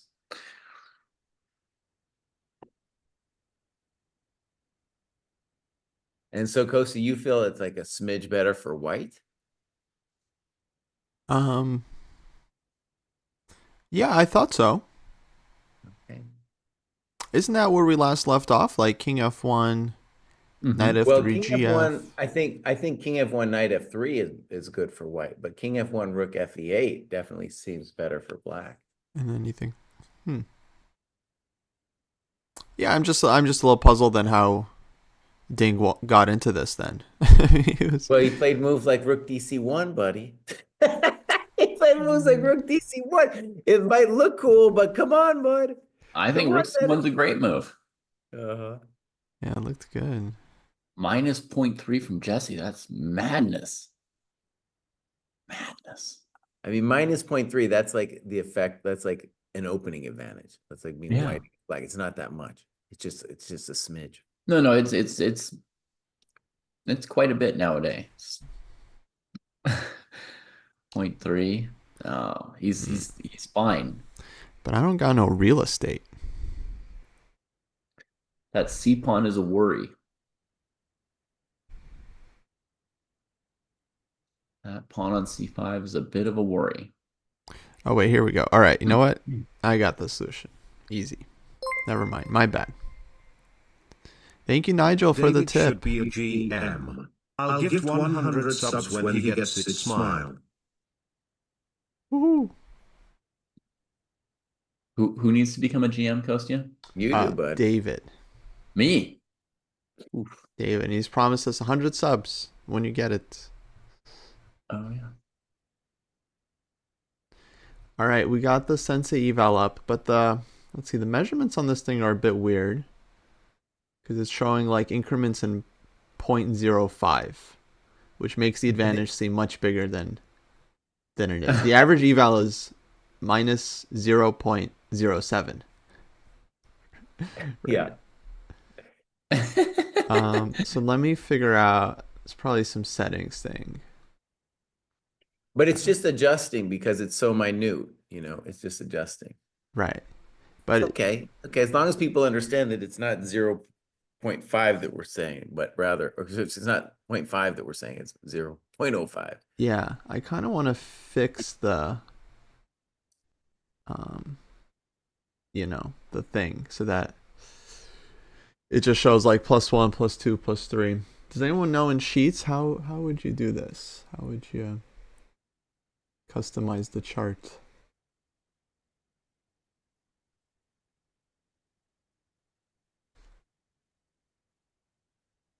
Well, David, while he's doing that, why don't you tell me how white achieves equality? I mean, King F1, like you said. Okay, so King F1, Rook FE8.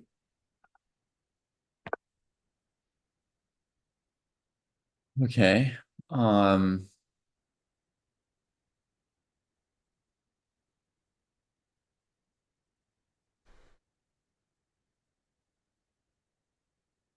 there's no 91, 93, huh?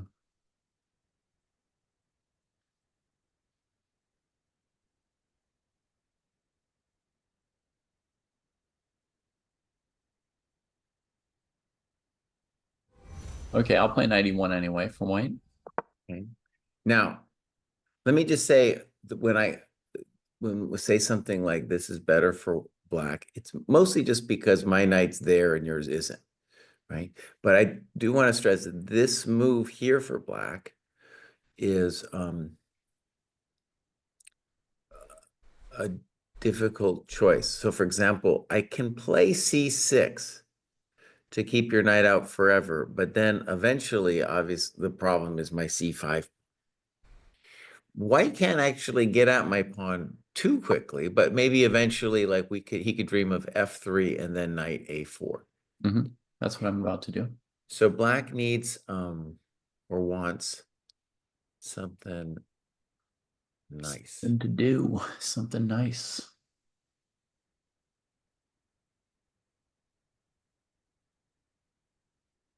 '91's been played. In the game, Jesse. Okay, 91. And then Rook D6. Quickly. Finally, yeah. a quick move from Gukesh. Rook D6. He saw 91 coming. Okay, let's try to imagine then. So if you play 91, your intention, I think, is usually going to be F3. Yeah, F3, knight A4.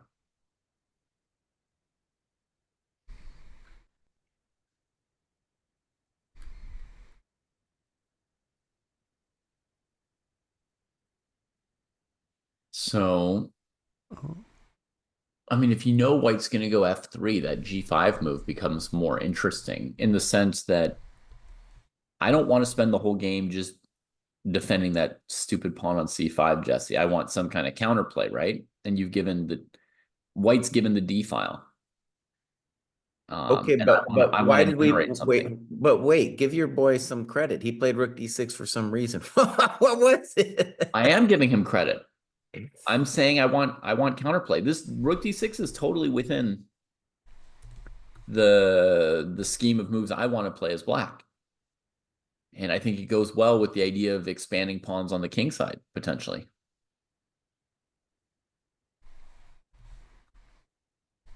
I'm just saying if my opponent goes F3, I might want to play G5, G4.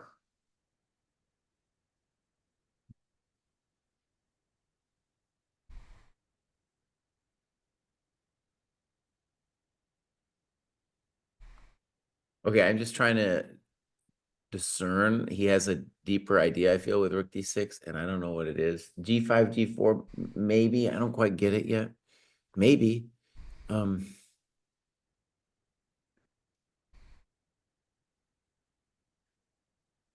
also have the idea of knight h5.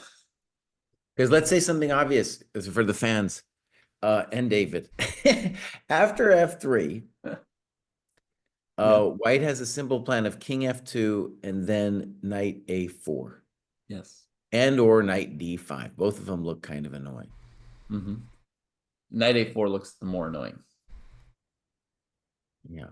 So I think, but so rook d6 has some idea against f3, and I'm just trying to figure out what it is. Mm-hmm. But let me just state the obvious. I already told you the idea. No, I don't believe it though. I don't believe it. Okay, I think I got the bar up. Thank you, How Long, for the tip. So I got it to now have normal measurements, so you guys can see our eval is basically equal. With a tiny sliver, you can tell it's for black. Yeah.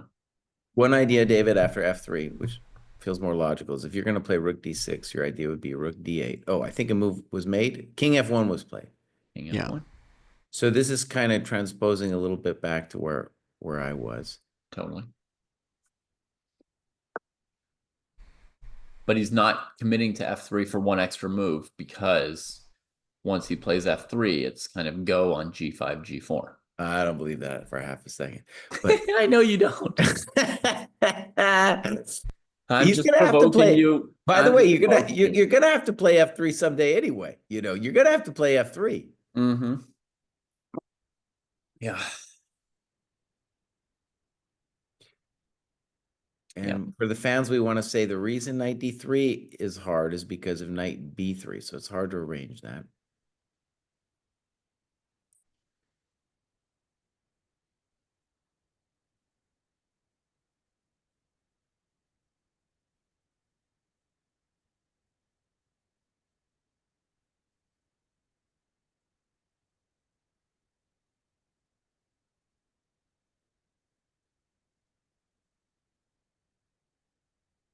Okay, I think, I don't know about this, David. I think the idea is, for black, is now we are truly going to be playing for the D file. And our claim is, okay, so David, we're all wrong, bro. He plays G6. That's a surprise. You know, I was calculating something quite funky here, Jesse.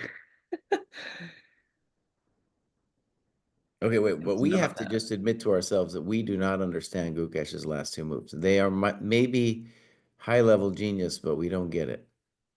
Yeah. Because definitely nobody predicted G6. Yeah.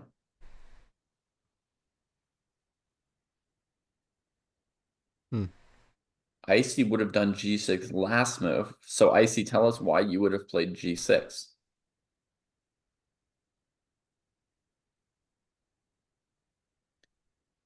Not knight D3 here because of knight takes B3. White will have to defend B3 in advance if they ever want to go knight D3.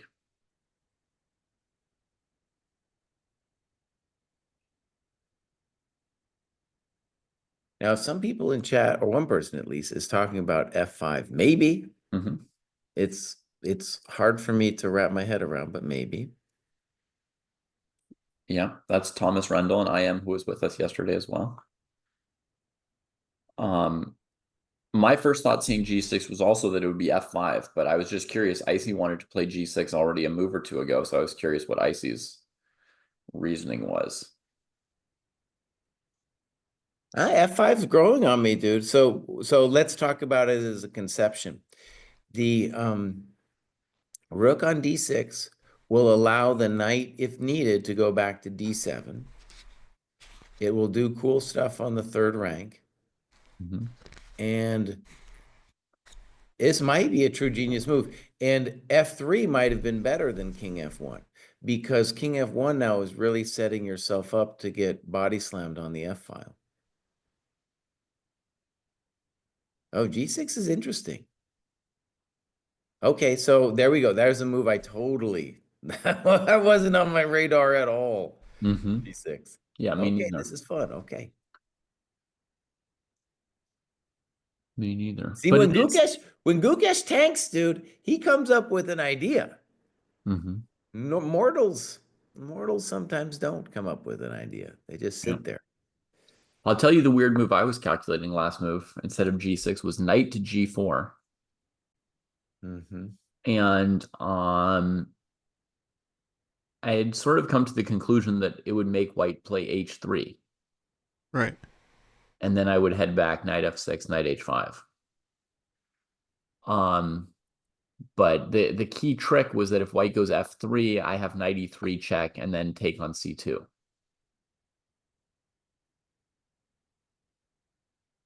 So like king F2, knight E takes C2 seemed to be sound. Yeah. Oh, wait. I gotta go back here.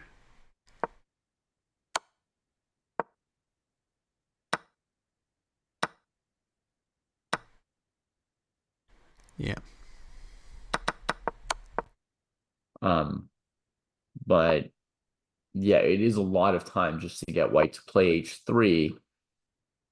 But the idea as well is that at some point knight A4 is going to happen and I want to have counterplay, right? So I'm kind of looking at the king side as my strong side. That means I want to provoke some pawn moves or some weaknesses there from white or make some pawn moves there myself, get something engaged. All right, so do we have agreement that the idea would be, just as an example, so let's say F3 for white. We could argue about it, but then I just want to make sure I understand what black's idea is. So then knight D7. Knight D7, yeah, or H5. But Okay. you can play knight D7 for now just to try something out. Well, knight D7 holds all my coconuts, and it also says that on knight D5 that's just a chump move because I'm going to play C6. Yeah.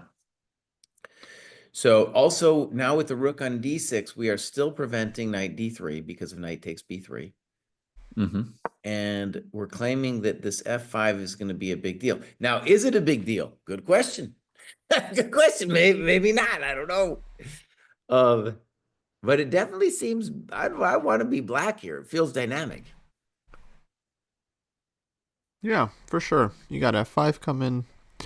Your rook is playing. White's rook is on A1. Seems like black shouldn't be worse. Oh, dude, he's schooling me here. G6 was a nice move.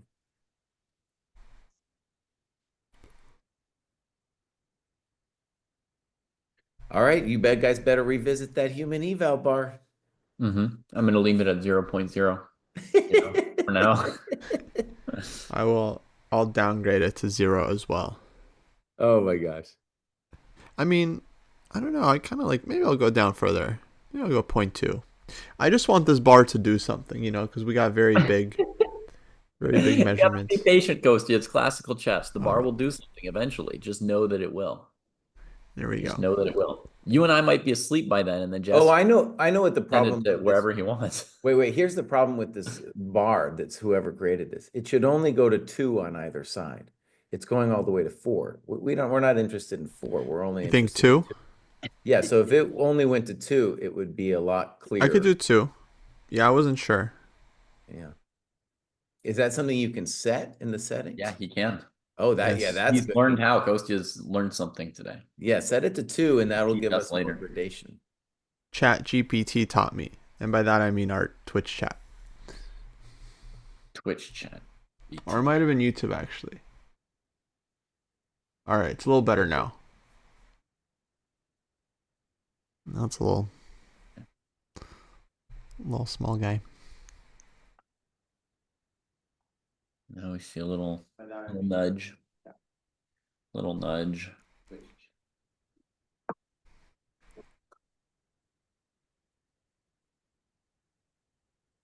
All right. So, by the way, they're at move 16. out of 40, no increment, 24 moves to go. Ding Liren's time is fine. Gukesh is only slightly low for now. White really needs knight d3. Like, if that dude sits on e1 forever, that's not going to be correct, right? Yeah. That piece has got to get back up, dust itself off, and get off the back rank.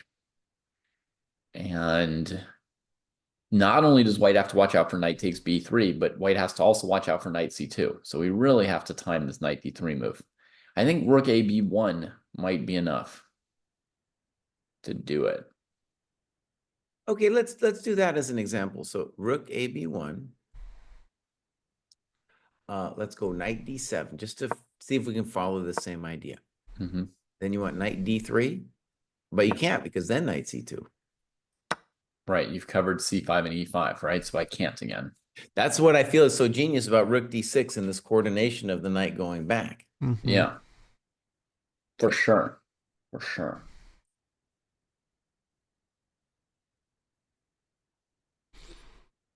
Dang, Gookie boy can play.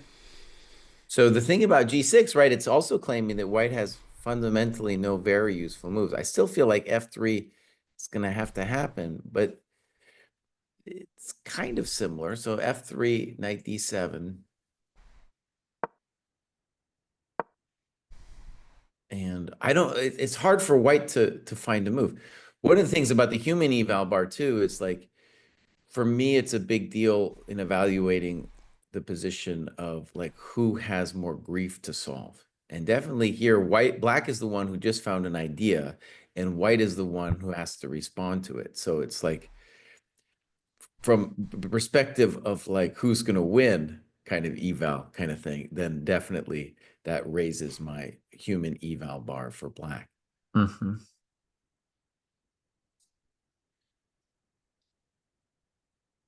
Okay, Jesse, we've got this rook ab1 knight d7 variation, right? We didn't get super far with it. Okay. But I want to try rook ab1 knight d7 knight a4.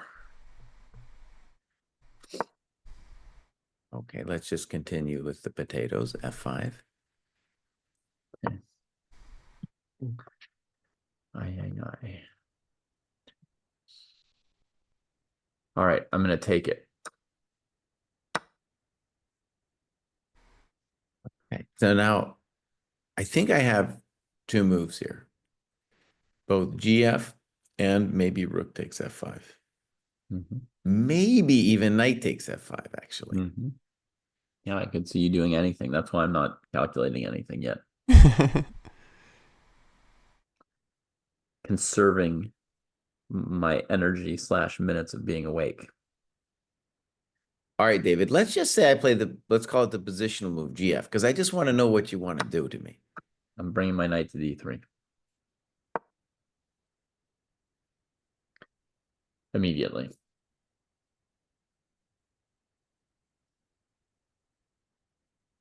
But there was the knight c2 thing. We're okay with that?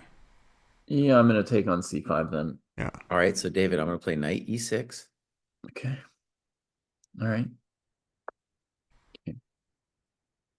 There's also b6 there, kind of interesting.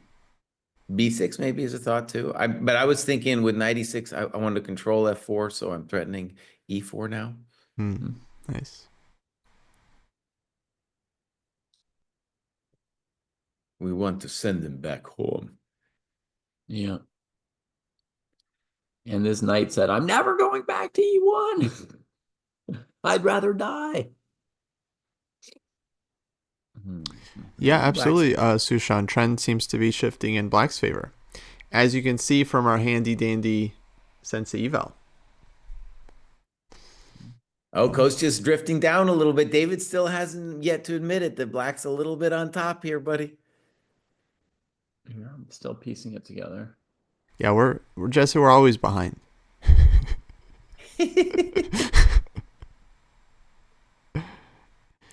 First, you find it, then the players find it, and then we finally understand it later. And honestly, it's a move like that that, shows the difference between a chump GM and a super GM. Wasn't even thinking about G6 too. If he played G6, he's going to play GF. I think you played this correctly, Jesse. Now, my sense would be for white, if I was going to play this as white, is still, I'm going to probably play F3. And then when you play F5, I'm just going to sit.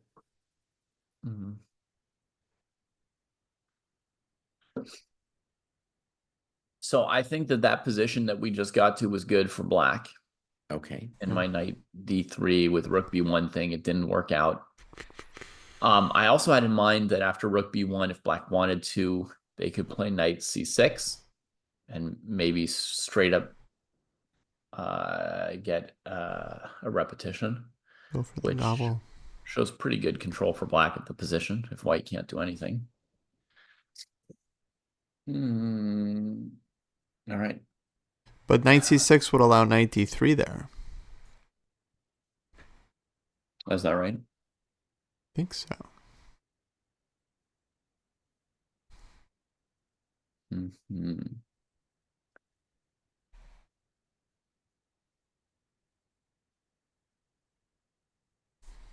Oh, yeah.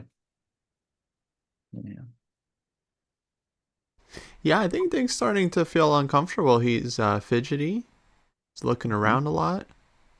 He's very fidgety.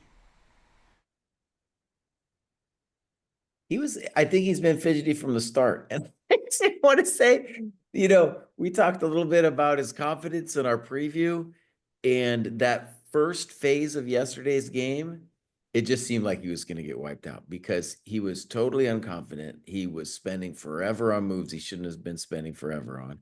And he hit his form kind of in the middle of it, But even when he was winning, he was oh man, the fidgets were extraordinary.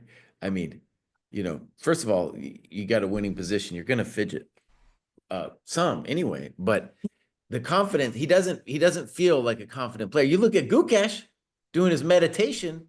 That's the look of a confident man, my friend. Yeah, Gukesh very calm. He seems unfazed, undaunted, unbothered by the loss yesterday. I was thinking, Ding winning that game, I mean, it could be the worst thing for his match because every time Gukesh loses a big game, he just comes back stronger. Happened in the candidates, it's happened in the Olympiad. So, you have to be very careful before. You're going to have to beat him. You're going to have to beat But him. yeah, I mean, there's no way around it in a match. You got to beat him and then... Yeah, but maybe I would have saved it for the last game. If I was Ding, rather than win the first game, try to draw the next 13, I would have drawn the first 13 and then try to win the last game. That would have been my strat. Okay. Well, next time maybe he'll hire you instead of report. Yeah, maybe. I'm available.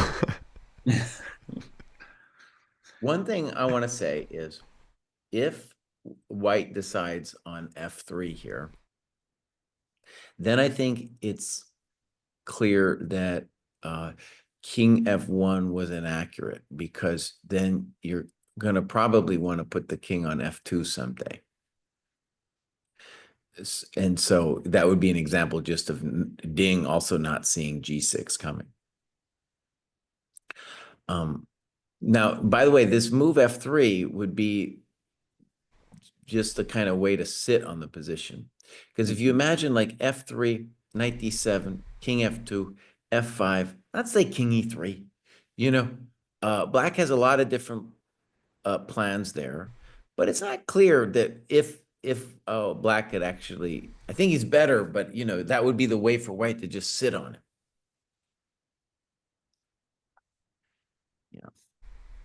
Yeah. Yeah.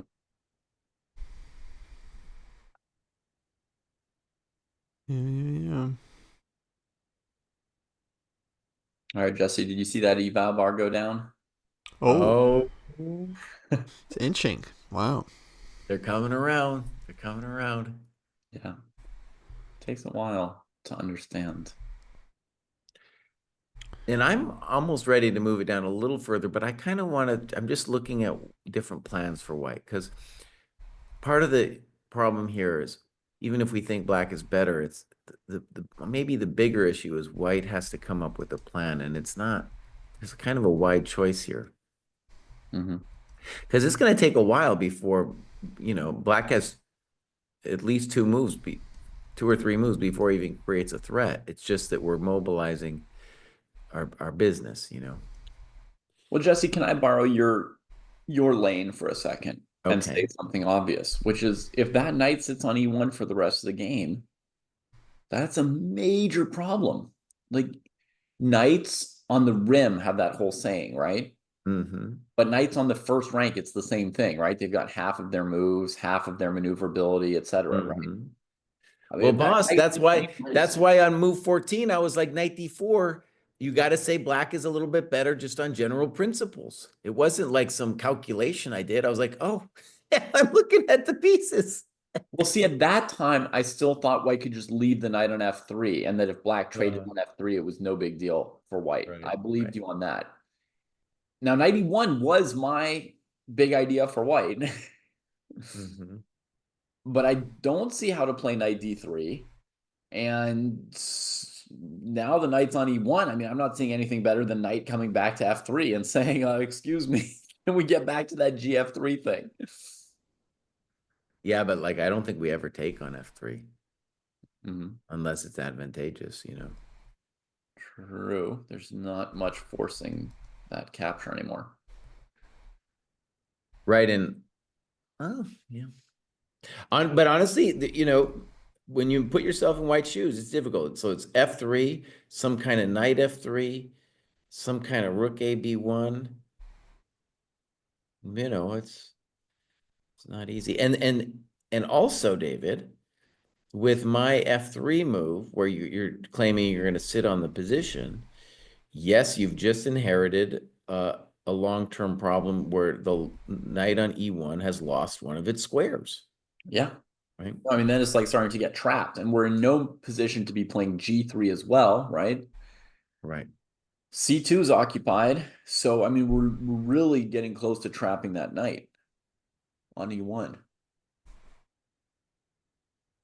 And I think, by the way, I think part of the intuition which led him to come up with this amazing G6 plan is that our side of the board now is the king side. And I think for most chump GMs, it just felt like, well, if I'm going to have something, it's with some kind of active piece play. But no, he's like, no, I'm just going to put a long-term push against the king side because your coconuts are not there. Mm-hmm. I mean, that much I think we understood that black should play on the king side, right? But g6, waiting to move the knight, slowly preparing f5, also like he'll just play a move like king g7, just creeping. I think g6, he's played a move that we didn't see coming, right? So that's, let me add that to my point about yesterday, where a lot of people were saying like, Ding is back, and all that, and that it's such a brilliant game. Like every move he played yesterday, you did see it coming, right? And G6 here, we did not see it coming. To me, that's another level, right? These guys are capable of playing moves that we don't see coming. Mm-hmm.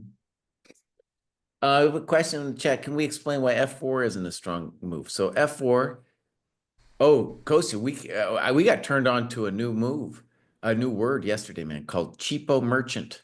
Right. Cheapo merchant. And so f4, I guess to me is an example of a cheapo merchant move. So intending ef, e5.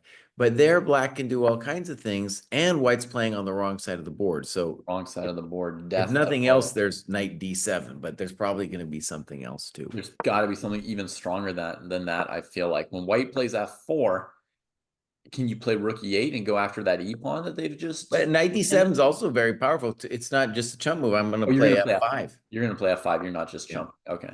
Yeah. I was thinking knight g4 and then David's idea of knight e3 check, knight takes c2. Yeah. It's on the table. Maybe, yeah.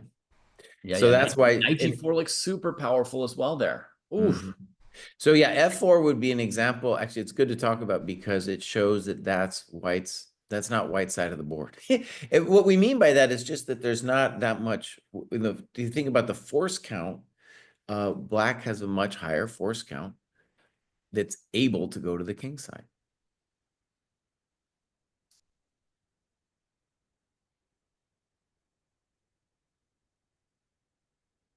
Oh yeah, this is a hard one. Okay, here's the thing. That's a very good lesson. I mean, Yeah. F4, you can Mhm. understand how somebody who's just learning how to use tactical juice would come up with the move. And sometimes people are tempted to play moves in the wrong area because of a tactical pattern, right?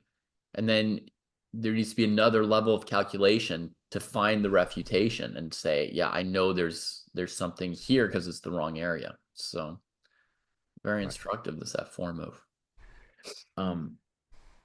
Now someone is laughing at us in chat for also not seeing Rook DC1, but I'm kind of proud that I didn't see Rook DC1. I'm kind of proud I didn't see that move. I'm totally fine with not seeing that one. I'm okay with that.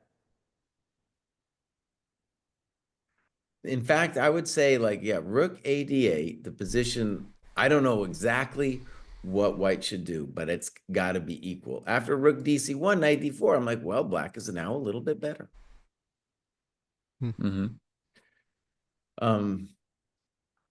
Rook D6, G6, those are star moves, man. But let me just stress one of the things that I find so admirable about Gukesh.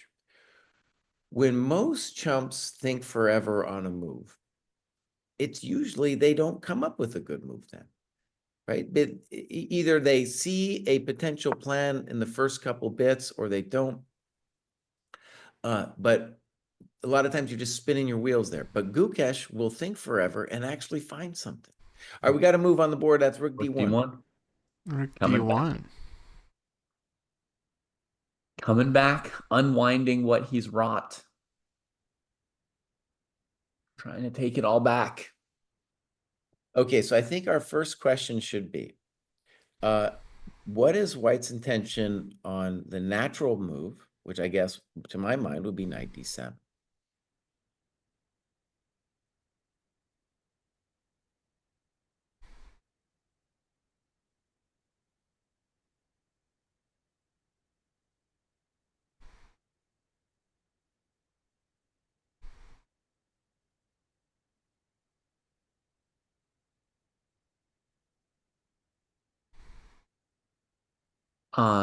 Knight D7, maybe Knight D5. Moving some force count towards the king side. So you want to go Knight E3 next? Yeah, and also what C6 is going to do is it's going to undefend your rook, so then you'll have to just take C3 into account at all times. Okay, good. I think, yeah, that's helpful. That helps maybe explain what Rook D1 is about. Let's just show that quickly, David. So C6, Knight E3, and now the C3 is a bigger deal.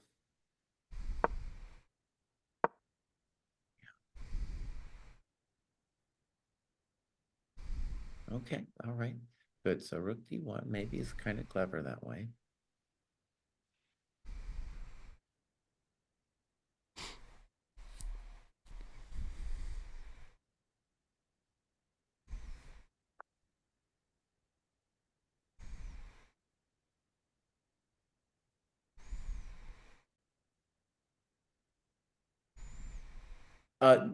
My chess.com site isn't showing it, but can you guys tell me how long you thought on Rook D1? It was a while, but yeah, I don't see it. Actually, maybe I can find out.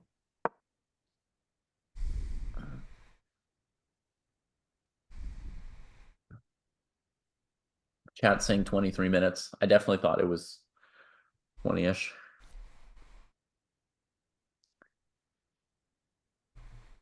Now we got a comment in chat that's saying yesterday he played badly after the long thing. And I just want to say, actually, his position was already pretty shite by the time he was doing some long things.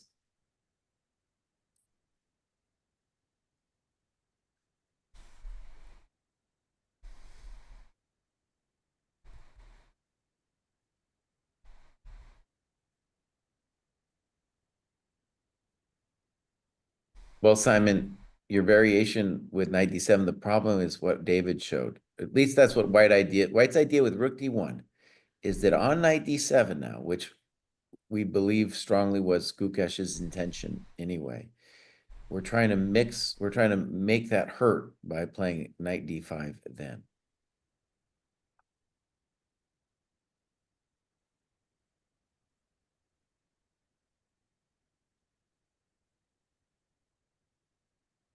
To make it hurt so good.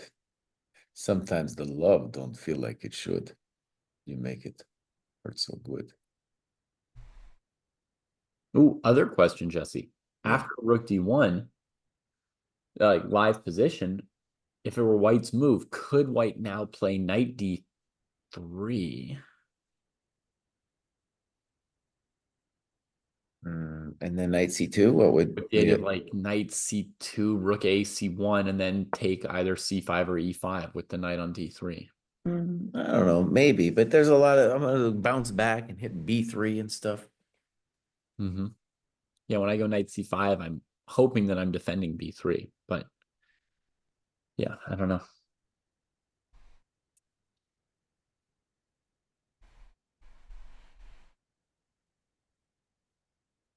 Yeah, and against rook ac1, rook fd8, I was hoping to still take on c5. Maybe trade all the rooks on d1 and survive. I'm just getting that knight off of e1. Okay, rook fd8 has been played. And I wish I had said it. I promise you I was about to say it. So rook d1 forces black to switch up the plans a little bit. But rook fd8, of course, makes sense because now that the rook's on d1, we might get some more tactics on the d file going. Like there's friction now on the d file. All of a sudden. A little friction. A little friction we got. And at some point soon, we might even play c6. You know, black's not committed to f5. Maybe black can sort of double up on the d file and get ready for the friction. Well, right. I mean, white's the one who changed the nature of the game with rook d1. So let's just say f3 for a second and imagine what black would do. Maybe knight back to c6.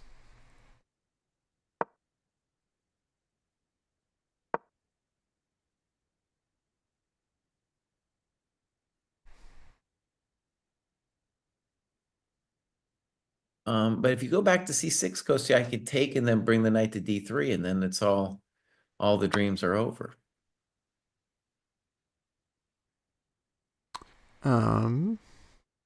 Black can take with the pawn, and then white's dreams are over. What do you mean? Well, because the knight on d3 then is going to be all bad. What do you mean? You're taking on d6? Well, as an example, sure. I think I could play knight d3 too, but. And then, so I'd maybe take with the pawn. Oh, okay. I mean, but white has every reason to be happy here now. Before, I think black is better. I want better. Yeah. I'm still operating from like, I think black's okay. I don't really know if black's like better. Well, let's just try to find an idea. That's all I'm saying after. Oh, I think, was f3 played? It kind of looks like f3 was played. Yeah. All right, I called that one, baby. Now, I don't know yet what black should do, so let's take a momentito. He did go rook fd8.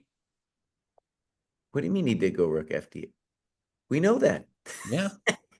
Well, but I'm saying now f3 was played, and I don't know yet what the intention is for black. Okay. I don't have a nice super move or something for him. I hadn't seen that rook fd8 was official yet, so that I hadn't given myself a point for that move yet. Oh, got it.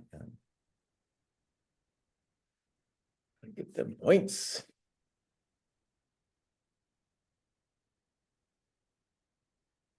So, Jesse, there was talk that we can count this World Championship commentary for our heat map. Is that correct? Well, Jack was giving me a lot of grief, dude. He was like, that doesn't count for the heat map. And I was like, dude, you know, we have classic games as part of our program. Why wouldn't this count? And he was, I don't know, he has a real attitude about it. And I was like, please, Jack. Well, he said not everybody's working hard while they do this, while they're watching the game. But what about me, Jack? I feel like I'm working pretty hard, buddy. Well, yeah. I mean, if you know that you're doing sweat work, then, you know, that's maybe, you know. Well, for us, I mean, it's not really passive. We're analyzing a game. Yeah. But yeah, you're either sweating or it doesn't count. That's reasonable. Maybe if you have a scene switch, Kostya, you could show Lasanok what is a heat map, because that's the dojo heat map, man. We got something amazing. We got the Yeah, dojo actually, heat map. I'd be happy to. In fact, folks, I wanted to mention this earlier. We're running a deal for 20% off to join the training program, which, if you're not familiar, we've got this online site. It's a great way to focus on your chess improvement because we've got the plan, the tools, and the community you need to get better at chess.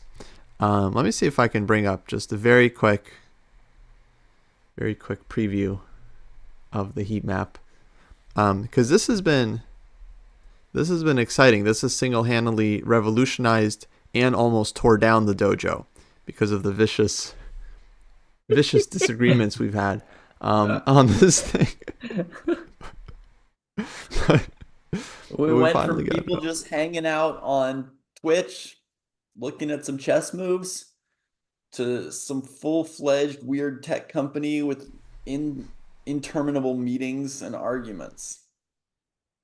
Yeah, because I mean, I guess people don't realize, there's like, okay, there's all these great monuments in the world that people died during the building of, and there's all these great achievements where there's a lot of The World suffering Cup, on the the way. World Cup arenas in Dubai, right? Or wherever it was held.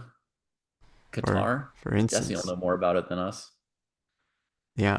Our But here resident football fan expert. I got an idea for black, by the way. Let me just call it out before he plays it. Okay. I think we can get away here with knight h5. Ooh. And the point is that I'm not going to overfear knight a4 because I can then have b6. Mm-hmm. And I'm going to claim there that I'm holding my coconuts together. The knight on f6, by the way, after f3, it's like desperate. Now we have to get him working. And then, so if knight h5, let's say g3, also a thought, then I'm going to play f5. I don't think he's going to give you g3. Okay, but I'm just talking about the ideas of knight h5. And the big one though is that I have to be ready for like knight a4, and then I'm hoping this b6. There's a lot of complications after knight a4 b6, because he can maybe even take on b6 and c3 me, and it turns into a mess. But I'm still with black being a little bit better here. But we do have, this is a very key moment for black, because black has to find something, an idea again now, pronto. Well, it would also be enough to just keep the knight on e1 forever. Like there might be some very calm way of playing this position. Wait, but let's imagine it's white's move and he plays knight a4. It's not so pleasant for a peasant. You play b6. Okay, but then my knight isn't active on f6. That's what I'm trying to say. I want that guy to be active. And it's still white will be doing things. So for example, let's just say it's white's move, right? Okay, king g7 was played. Holy moly. King g7. I'm not a huge fan. Well, I was looking for some kind of calm setup, Jesse. I was trying to come up with some kind of prophylactic move that would allow me to answer knight a4 with knight takes c2. That's what I was kind of dreaming of. Yeah, it doesn't work though, right? But I hadn't yet found a way to do it. No. Yeah. Like what I'd looked at was rook 8 to d7, knight a4, knight takes c2, rook takes d6, knight takes a1, right? And then the point was I put my rook where it's defended. The problem was the knight on f6 is still hanging. So I need like two moves to set this up, king g7 and rook 8 d7.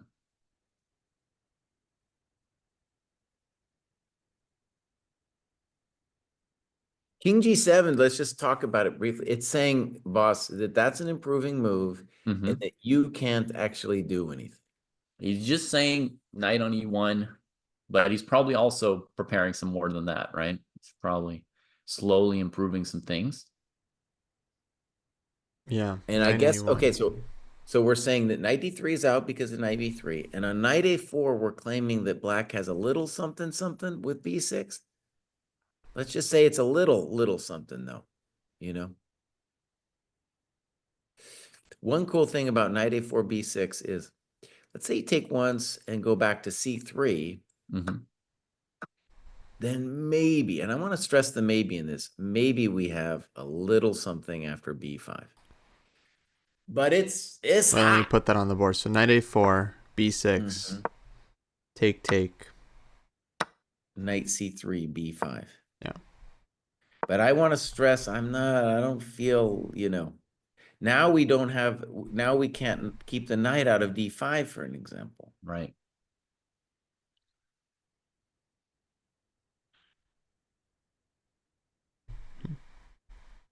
Okay.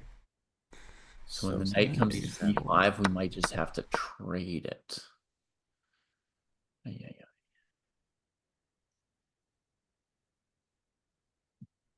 And that b5 move makes me nervous. If black wanted to be safe there, he could play a5. Mm-hmm. Yeah.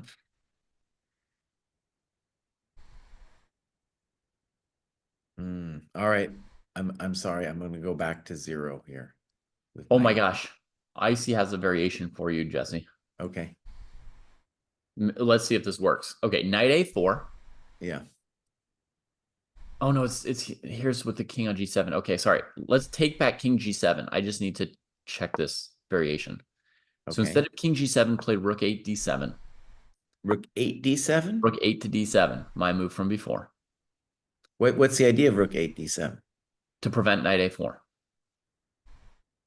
Okay, so knight a4. Knight a4, knight c2. Boom. You guys are insane. Rook takes d6. Knight takes a1. Rook takes f6. King g7. King g7 then. Knight takes c5.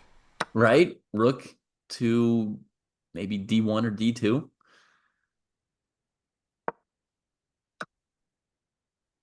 Let's say d2, I guess.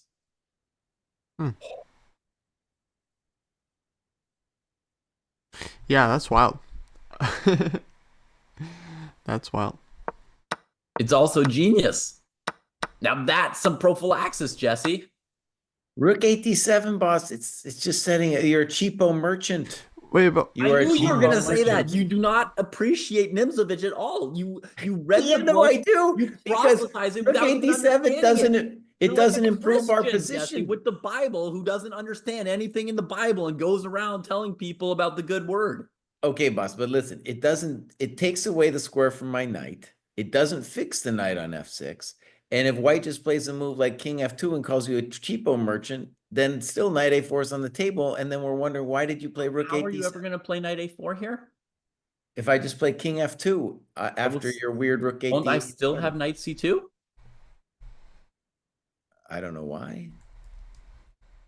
How does king f2 allow you to... But you see what Change I'm that saying? tactic. I'm saying, boss, you're not even doing anything with rook 8 d7. It's just a I'm cheap preventing you from moving. Okay, hold on. King g7. So let's just try to get inside Gukesh's mind here for a second. So I can't even get inside yours.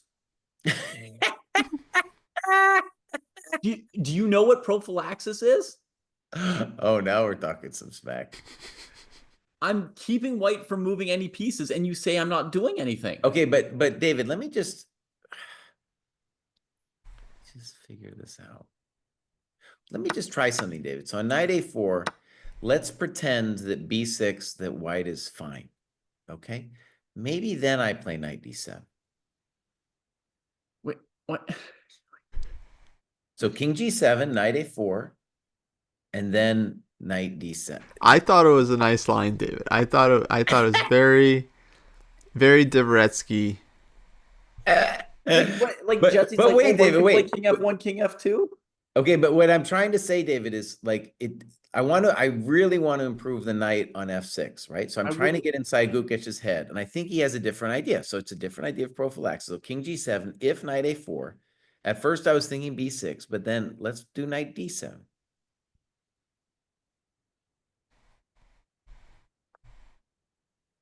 Okay.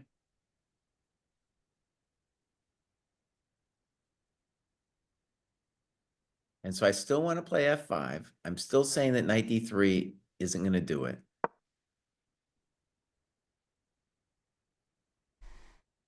Knight d3. There's knight c2. Right. For now. And Jesse, you know, I was going to improve the pieces eventually. I was just keeping the opponent from moving first. Okay.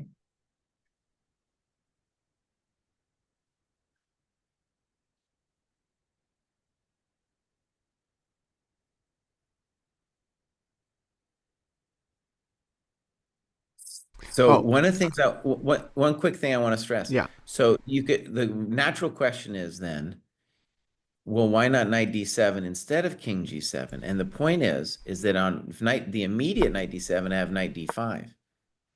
And one of the big problems about that is now c3 is threatened, and if you move the c pawn, right, then my rook on d6 is truly undefended, and then there's going to be a discovered check. So one of the things about king g7 is that I'm taking away that discovered check, as well as just improving my king. Oh, so No, it's like King a G7 is a prophylactic move. beautiful move. King Yeah. G7 is a beautiful move to have. I mean, it's a big improvement, and it's one of the main things I wanted to do next after Rook A D7. My next move was definitely King G7. Okay, but what I'm trying to say is one of the reasons I despise the move, I'm sorry, is that we want to keep the d7 square clear for our boy. But I don't even need it. I don't even need it. And I've come up with another plan as well for improving Black's position. And that's, you know, just what Merles is asking for in chat. What is the plan if Black is better? And I've got a sick plan, Jesse. I want to go H5, H4 as Black. It's the correct side of the board, right? I'm expanding. I'm taking space. Knights love that. The opponent's knight's going to hate that, right? Once my pawn gets to H4, you got to worry. Is he going to play H3 and shatter my whole structure? G takes H is not really winning a pawn. You don't even have to think about, are we recovering our pawn? Is it a sack? Two H pawns are worth the same as one normal pawn, right? So I go H5, H4. I'm threatening H3. If you go H3, now my knight on F6 is happy, right? Knight H5. It's coming in.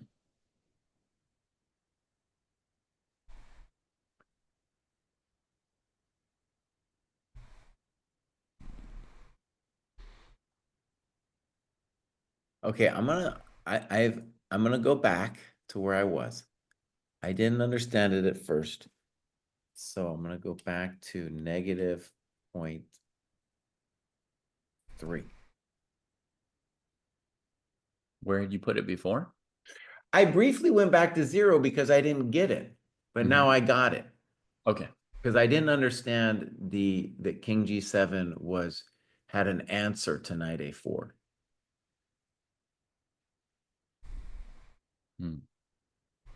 Yeah. So some people in chat are saying that if I go for an H5 plan as Black, they can match it with H4 as white, right? To some extent, they can, but if that's Black's side of the board, almost any pawn move for white, we're going to have a little something we can do about it, right?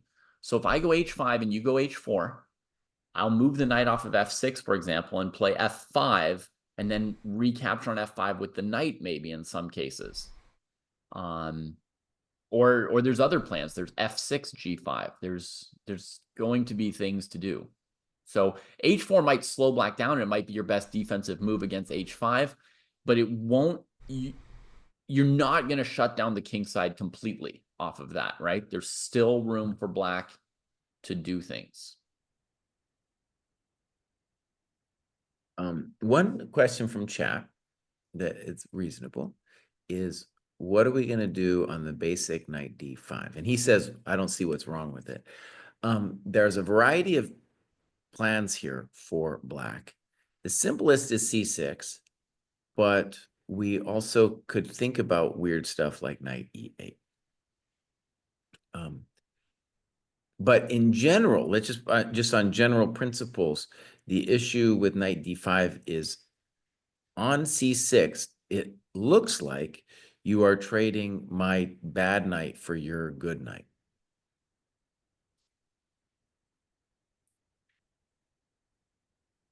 That'd be the way. Kostya's got, oh, I see. No, Kostya's got a different position. Yeah. No, I'm following you. Knight d5, c6.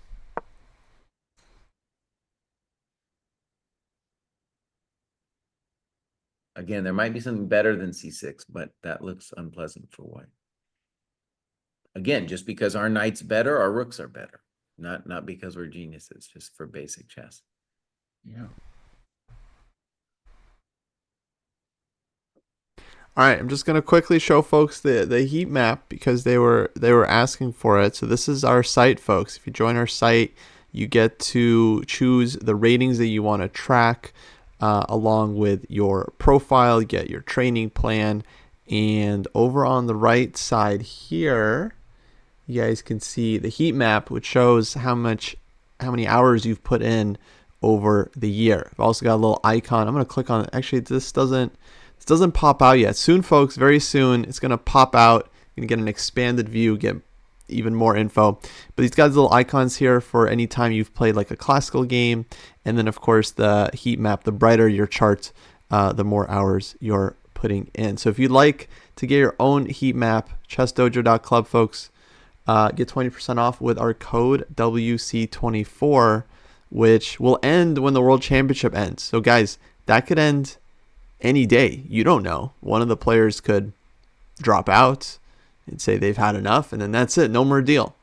So get in while you still can. David says no deal. So let's win this match, somebody. No, I want the match to go on for a while, Kostya. Yeah, me too. I don't want the deal to end because then people will miss out. You know, that'd be so sad. In general, everybody, don't worry about missing out on things. Just in general, relax. Yeah, but also time's running out. You don't wanna miss shots by never taking them. Mm-hmm. The girl has no name asks, can we explain the mind games behind this? Are they both trying to win? Are they both playing ambitiously, or somebody trying to defend? And I think there's a very clear narrative that at first Ding was playing very ambitiously. When he moved his rook off of the D file to avoid trades and defend that C pawn, he had in mind some ambitious maneuvers. And Gukesh found what I would call a brilliant response, but certainly a response to his plans. And then when Ding has played Rook D1, that was partly an admission that his plans weren't working, and he's coming back around to trying to hold the position. So, I mean, would he spring on a chance to take the advantage? Of course, but at the moment, his moves are defensive moves. Yeah. They're soon gonna equalize on the clock. Similar to what happened yesterday, where one player had an advantage on time and then ended up catching up to their opponent. Maybe even getting under some pressure. Yeah. Yeah. Each game, White was better prepared. Big time lead early on. And then somehow that caused Black to play really well in both games.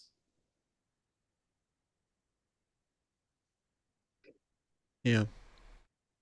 Whereas some of us get demoralized if our opponents are blitzing out prep, right? And then we just keep struggling the whole game. They really turned on a pretty good notch.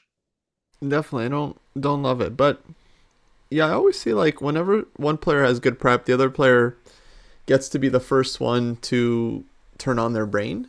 And then that ends up often being an advantage when the game gets out of control and neither player's in prep anymore. And one player's already been working their took us off and the other one is just getting into it. So it's like, yeah, you have to warm up the brain as you get into it.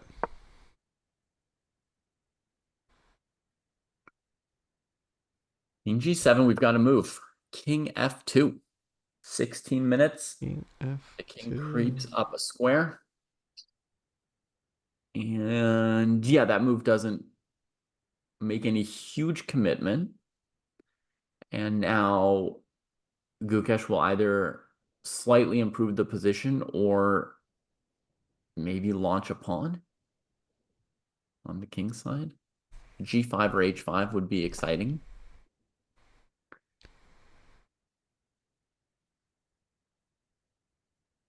Knight h5 is a candidate. Knight d7 is a candidate. Thank you, Charlie. Glad you're appreciating it. I mean, someone's got to do a no engine commentary. Yeah. Can't all be engine. I mean, that would be the easiest. That would be the easiest way. Those people don't have to sweat. Yeah. Imagine how easy it would be, Kostya, if we just turned on the engine. I find engine commentary harder, actually, because you get the answer right away, and then what are you supposed to talk about for 15 minutes while Ding thinks about King F2? Whereas without the engine, like, you at least have to think about stuff.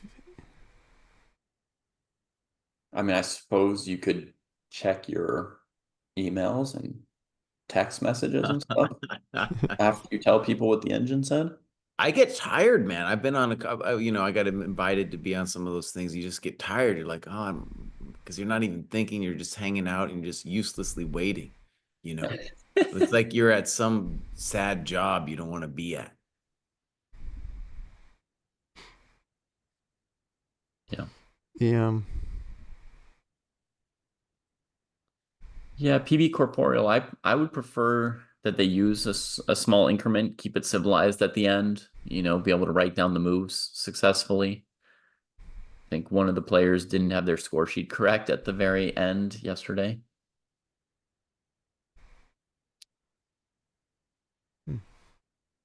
Yeah. Also, the engine, like, it just doesn't match. I'm sure you guys have had this experience, but sometimes, I'll be in a game tanking, and then I realize, like, that the move that I've been thinking about for the last, like, 5-10 minutes just, like, hangs a pawn or something, It's just, like, complete waste, right? And then during the commentary, they're never, like, suggesting blunders for their players. They're like, oh, he's either looking at the top engine move or the second move or the third engine move. He must be looking at one of these 3 moves, right? Because that's the only moves in the position. Whereas, like, yeah, I mean, like, the amount of times I would have blundered, like, some knight d3, knight takes b3 in my calculations, just over and over again. Yeah. Unless there's been a real change in leadership at chess.com, I or LLLLL, they will be using engine. The production team will insist.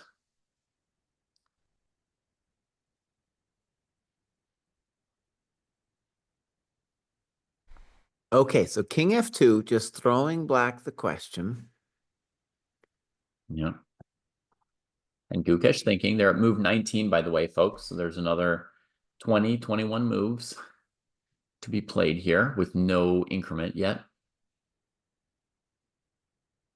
Please don't tell us about the engine eval here, Lazy Sat. No, you can keep it to yourself if you need to know it, or go talk to people on a chess.com broadcast about it. Yeah. But the people you're going to find here don't want to know about it, so they don't want to talk about it either. Exactly. Also, let me just say, guys, from experience, the chess.com eval bar, especially, like, on the events page where I imagine most people are watching this, is horrible. Like, it's a very weak engine. Like, it's even wrong. It's that bad. It's, like, so old. It's often wrong, and I have to use it for the St. Louis recaps to analyze the games there. And a lot of times it just doesn't give me a conclusion. Like, a normal engine would tell me if an endgame is, like, winning or not, and then this one, it can't think far enough to figure it out, so it gives me some BS evaluation. So yeah, I really actually just can't trust it for, like, anything. So it's not even the right evaluation necessarily, whatever it's given. I saw one of the weirdest evals the other day. It was a queen ending with an extra pawn. And there was no potential to, like, win a second pawn or anything like that, right? And the eval was, like, minus 2.5. And it's like, what? Like, either you're up a pawn or you're queening or there's a perpetual, right? So, like, 0, 1, or 9 would make sense, right? Or infinity. Yeah. It was like, what is minus 2.5? I couldn't tell. Yeah. You guys, here's a crazy thought here. So one thing the most aggressive move here, I think, is knight h5. Okay. Now we have other candidates, but I just want to show one crazy tactical idea. So my first concern with knight h5 would be knight a4. h5, David's move was played, by the way. But let me just show quickly this tactic. It's kind of fascinating. So if knight a4, this tactic might come in the game too. So let's just show it. When knight a4 comes, I might have knight c2. So this forces the trade of the rooks. And then on knight c2, I have rook d2. Okay. Yeah. So I think it's important to mention because after h5, which is more, and h5 ultimately could be a similar thing. So if we get our pawn to h4, it's just a cool thing. And then maybe we play knight h5 after, kind of a typical thing to do over there. So the question would be, if knight a4 now, are we still doing knight c2? Maybe knight a4, knight d7, like we're talking about, but now that the king is on f2, the knight c2 ideas suddenly start coming up. Merle says that h4 is now forced for him. Yeah. It does look like the most robust defense here. Let's just say, though, forced, it can't be forced. No. It's not forced. Not like forced. But I do agree that if I was black, I wouldn't really know what I would do after h5, h4, or what I've achieved by h5.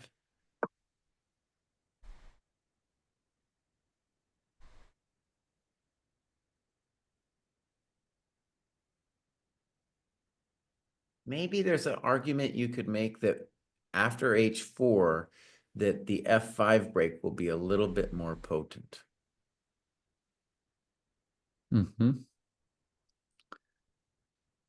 Okay, MC says that knight a4, knight c2 might not work here, so let's double check it.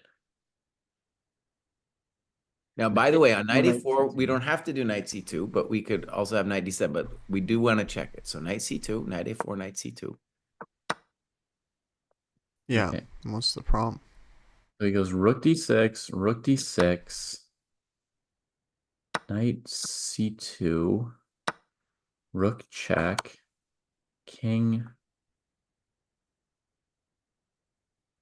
I don't know where he wants to put his king. I'll put it on f1 for him. Rook c2, knight c5, going after the queen side. Now, one thing I want to say about this position with the knight c5 is one reason I wanted my knight on h5 was that so in this position I could have knight f4. Right. Well, I think even a move slow, that's going to be fantastic. So maybe still h4, knight h5. So now h4, yeah. And he's going to take on b7, and we're going to go to h5, and he's going to go to c5, and we'll come to f4. Yeah, I'll just play the line out. And he's going to run his a-pawn like a freak. That a-pawn's a real drug, dude. Yeah, I think it might be enough to draw here. No, I think black wins. A6, knight h5, and GG. I found the line. White got mated. I think instead of running the king into the corner, white could have repeated, right? And come out to f1. Oh, but I was trying to win. You're trying to win for both sides. Well, then, yeah, then maybe you won't have a draw. Yeah. Okay, so let's stress h5. Just another slow building move. And the claim, I mean, white's only really active move here is knight a4. So that's the only one I think we need an answer to. Critical tactical detail, Kostya, was that when we played knight f4 for black, if white played g3, they would more or less be in trouble after rook takes h2. Wait, what was that? Sorry? In that long line you just showed everybody, there was like a key moment in black's counterplay where they go knight f4. Right. And attack the g2 pawn. And if white plays g3, which I think would be the basic #1 move that, I don't know, 1500 would ask themselves about when seeing what black's up to. Black has rook takes h2 anyway, and it looks probably slightly better for black. Yeah, it looks slightly better winning. Okay, new move on the board, knight e2. It looks like a sad move. Knight e2 looks to me like a very sad move. Well, it's trying to trade the beast on d4 in order to then maybe release the not beast on e1. Okay, let's up to me, 92 is a clear admission that we're worse. So now, yeah. Good God, if we had played rook 8 d7 before starting to play frisky moves like h5, we would have knight takes c2, just devastating way.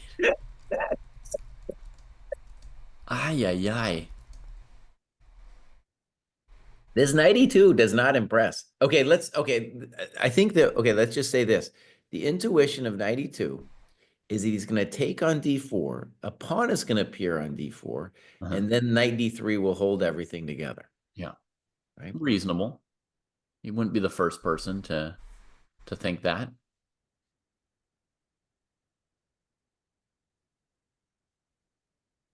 Okay, it's an idea.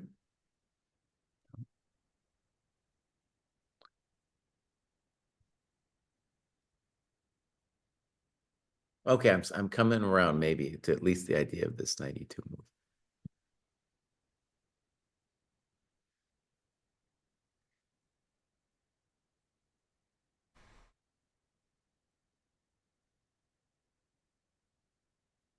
Why All right, David, let's try to spar this out. How about I just play h4 just because I wanted to?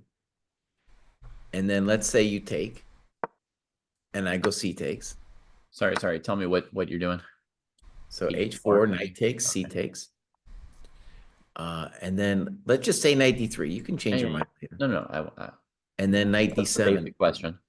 And here, I guess to me, I would say black's a little bit better because I'm going to have maybe f5. If I need to, I can play c5. Just have a little bit more space.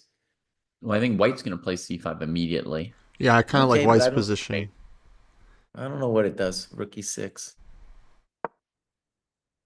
And b4. But what's I'm next asking then? if you want to play c6. No, I want to play f5. Okay. Yeah. He definitely wants to keep playing on the king side. Yeah. No, black's got a little zhuzh. We can go back and try to make it more precise. I mean, I don't even know if h4 is the right move after 92. I'm just he's played some move. He's played some move. What's he brought us? Knight c6. I was thinking about that. Okay. But what I didn't get was what he intends after white trades once and plays knight d3. Okay, but then we can do Kostya's obnoxious move pawn take and claim that the pawn on a5 is a permanent taco.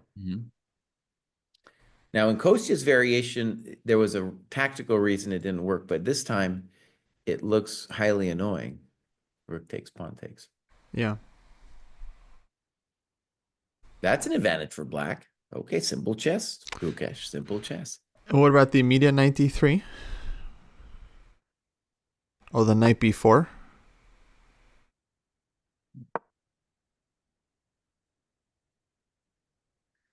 Well, we got to also say on knight d3, you're not threatening anything yet. Yeah. Yeah, but knight b4, that looks like a good. So yeah, let's talk about white's candidate moves. We got knight d3, and also he could just be I was going to say maybe I think he can just be a jerk face and go back to knight c3 because on rook. No. I take that back. Knight c3 will not work because we can take on d1 and the a5 pawn falls. Okay, good. So maybe knight d3 is kind of sort of the only move. Let's see what white-black could do after knight d3. Well, didn't Kostya just tell you knight d3, knight b4? Wasn't that Yeah, crushing? that's annoying. Okay. It seemed like he just took us down with one move.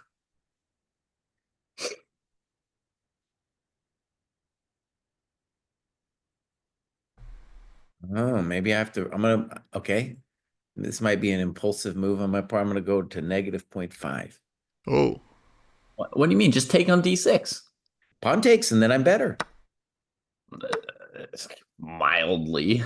What do you mean? You're going to babysit the pawn on a5 all your life long?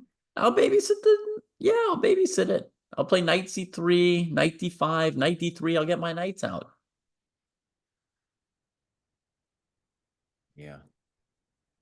So to me, rook takes d6 is just admitting you're about 0.5 worse. It's not the end of the game. but you're gonna suffer. Yeah, but not 0.5. I don't know. Okay. I know.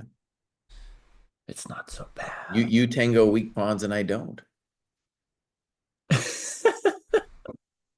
One weak pawn is not going to lose me the game, you know? I know. But That's why we only say negative 0.5, my as friend. long as I get my knights off the back rank, this is well within drawing margin. I like, by the quite way, I want to comfortable. just say knight c6. I like it a lot. It's very simple and put some questions to dude. Yeah, but white's cozy. It like minus 0.5 is truly uncomfortable. You're like wondering if you might lose. But this is like minus 0.25, 27, 28, something You can I say know I that. got this. I'm never gonna lose. Oh God, okay.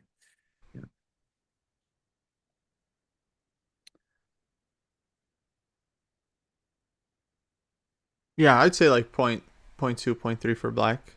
But it's, I'm just saying that because I'm trying to like kind of give like a computer eval, but like from a human's perspective, it does seem unpleasant because black is getting this f5 in, and you're just kind of sitting there. Mm-hmm. Yeah, nobody kind of wants to be there. That spot. I mean, I'm the king of being freaked out when I'm slightly worse and making really bad decisions and not knowing how to defend, and I'm not worried here as white yet. Well, you've matured, David. You're okay now with these kinds of quiet positions. That's I very mean, nice. honestly, negative 0.5, it's not cause to freak out. Negative 0.5 isn't the end of the game at all. That's just an I advantage. freak out at negative 0.5. No. That's how I know we're not there. One thing I want to just say, Knight c3. Knight c3, I was kind of guessing that move. Wait, well, It's consequential because the pawn is hanging. this was dropping a pawn. It's consequential because he's hanging his pawn. Maybe. Okay, let's say the obvious. So rook takes rook. Yeah. Is he going knight takes? But let's just say knight takes. That's hard to believe for a variety of reasons. Knight takes. There's still like knight takes a5, right? Like. Yep. Well, knight takes a5. He could play rook takes and rook takes c5. True. Okay, so let's try it. So knight takes. It's very hard to believe. Yeah. Now, the good news for white is that on rook d2, king e3, we don't see anything for black there. Yeah. It's like a magic trick.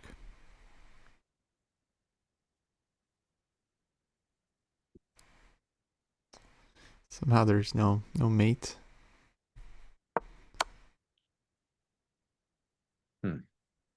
But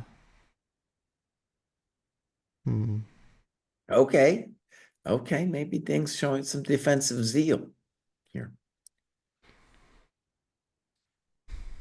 I'm still very worried for white here, though. Yeah. Oh, because the other line I'll just show, if white trades both rooks. Yeah. And because I also want to see it, and then it gives the pawn on a5 and goes knight d3. I think black has very important knight d7 at the end. Right. And then I don't see how white continues. That's close to being critters. That's minus 1.1. That's pretty big, yeah. Because you get the pawn, the queen side. Yeah. Exactly. Oh, and if rook d2 check right now, then just king e3, yeah? Uh-huh.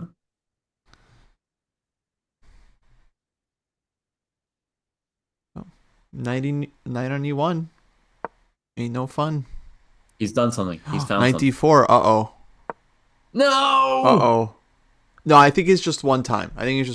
David. Don't worry. I know. But he did repeat. Too. Oh, Okay. they're repeating really Actually, fast. that's great. That's make him very beg fast. once. Make him beg once. Yeah, make him beg once. That was cool, man. Make him beg once. Now, No, he's done it twice. It's over.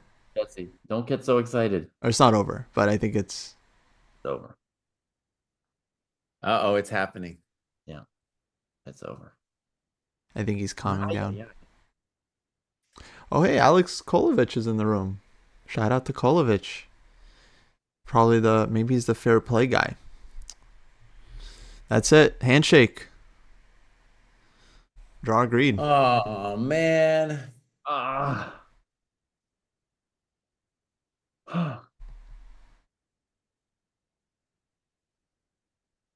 No. Okay, let me update our score. And they're talking a little bit. Okay, interesting. Yeah. Wait, against Rook D2 check, what would you have played? I think it was King E3. And then Rook D1? Knight D1. Knight A5? Yeah, Rook A5, Rook You play it D1, out. King E2, or Knight D3 maybe.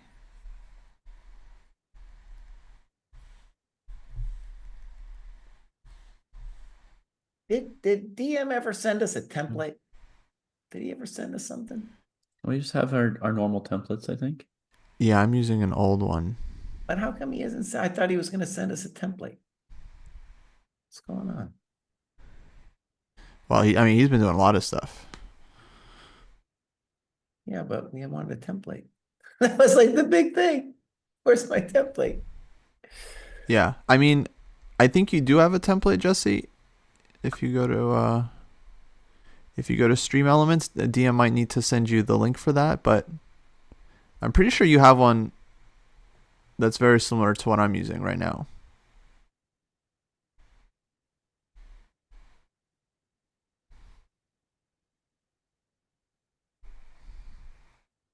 Okay. So 1.5.5, Gukesh gets white tomorrow.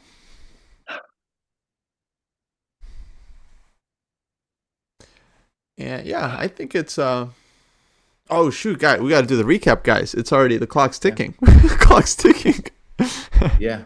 You guys want, how do you want? I'm happy to do it by myself. I think only one of us should do it. Right. So I'll do it, or unless one of you guys wants to do it. Your call. Well, I'm happy to do some of them, but I feel like, Jesse, you got to sleep. It's Tuesday for you. I'm still on Monday. So yeah, I'll do it, man. I'll crash. Yeah, you got the whole day ahead of you. I feel like he should have pressed more, guys. Before we record the recap, there's like one last thing to talk about, which is the game ending. I feel like Gukesh should have pressed a little bit. I think. Yeah, I agree. I think the more he makes dude work, the longer he goes. Show that determination. Show that grind forever, even if it's equal. I mean, would Magnus agree to a draw here? Probably not. Maybe. I think it's fine. I think it's fine to settle into the match. To me it feels like pretty comfortable draw as black for Gukesh. Like he got caught in, not caught, but like, okay, Ding played some line, he didn't know it. He reacted normally, equalized absolutely fine, maybe it was even slightly better. Yeah. Good stuff. Yeah, I'm not saying it's like, a double question mark to take a draw, and the game might still end in a draw. But you're not sitting there thinking like, oh, I'm gonna lose this game if I press it as black, right? I mean, Yeah, probably no. I doubt he thought he's risking anything, but maybe he didn't think he has huge winning chances either, and yeah, might as well just get on the scoreboard. right. So I don't think that pressing is inconsistent with getting on the scoreboard, right? Like he can press and also get on the scoreboard just like an hour later. I think you want to play longer.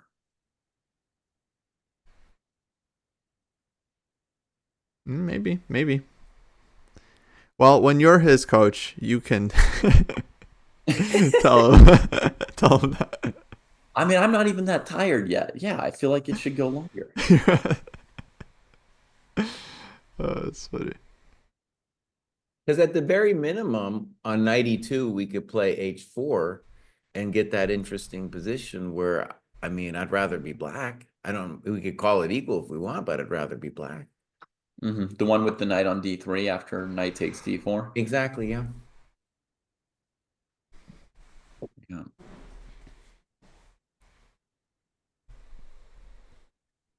Hmm. I guess time will tell. Time will tell. Maybe he loses as white tomorrow, and then yeah. No, I still think Gukesh is the favorite, even though he's down a point. It's just Yeah. Yeah, and I'm not saying he should be like, crazily pursuing the win, right? Like I think I've been clear. I'm not saying like he's got to win this game, he's got to come back or anything like that. I just think your match strategy is to always be pushing in every single way, Yeah, and also to keep the games going long. I Mhm. want it to go long. Yeah. hmm. I mean, if he gets drained by playing this game longer or such, and the idea is that his opponent gets drained as well, So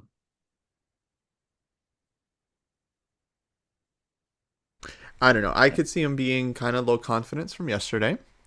Match starts off basically worst possible way, right? Like especially, I mean, really the worst possible way. It's not like he was the challenger, the underdog. He loses the first game. He's like a big favorite going into it. He loses the first game with white. I don't know. I think like draw with black.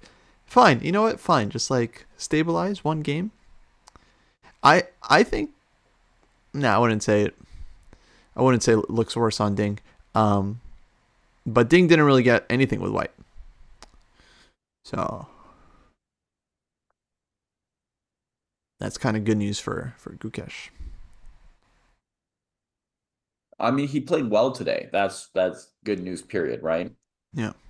I think throughout the game he played at a very good level. And yesterday I think he played at a very poor level. So that's very important, right? Just to go in one game from, 2,400 to 2,800 or so. He can play more games like today. That'll be great. Yeah.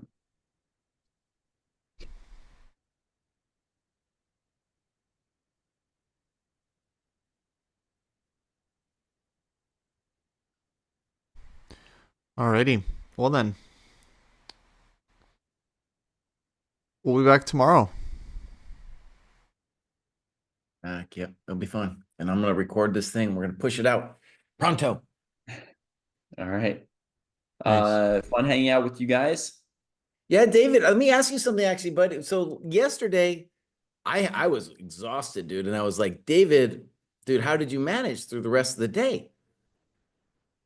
I didn't do much else the rest of the day. But you had to like deal with kids and snot and all kinds of stuff. Well, briefly, they had school. So, like, Okay. I took the kids to school, tried to deal with a car issue unsuccessfully, helped my mom with one thing.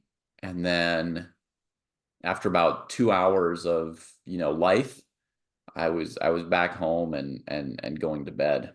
And I didn't sleep great, but I basically rested the whole day until school was done. So I had like 4 or 5 hours of just laying in bed, sometimes asleep.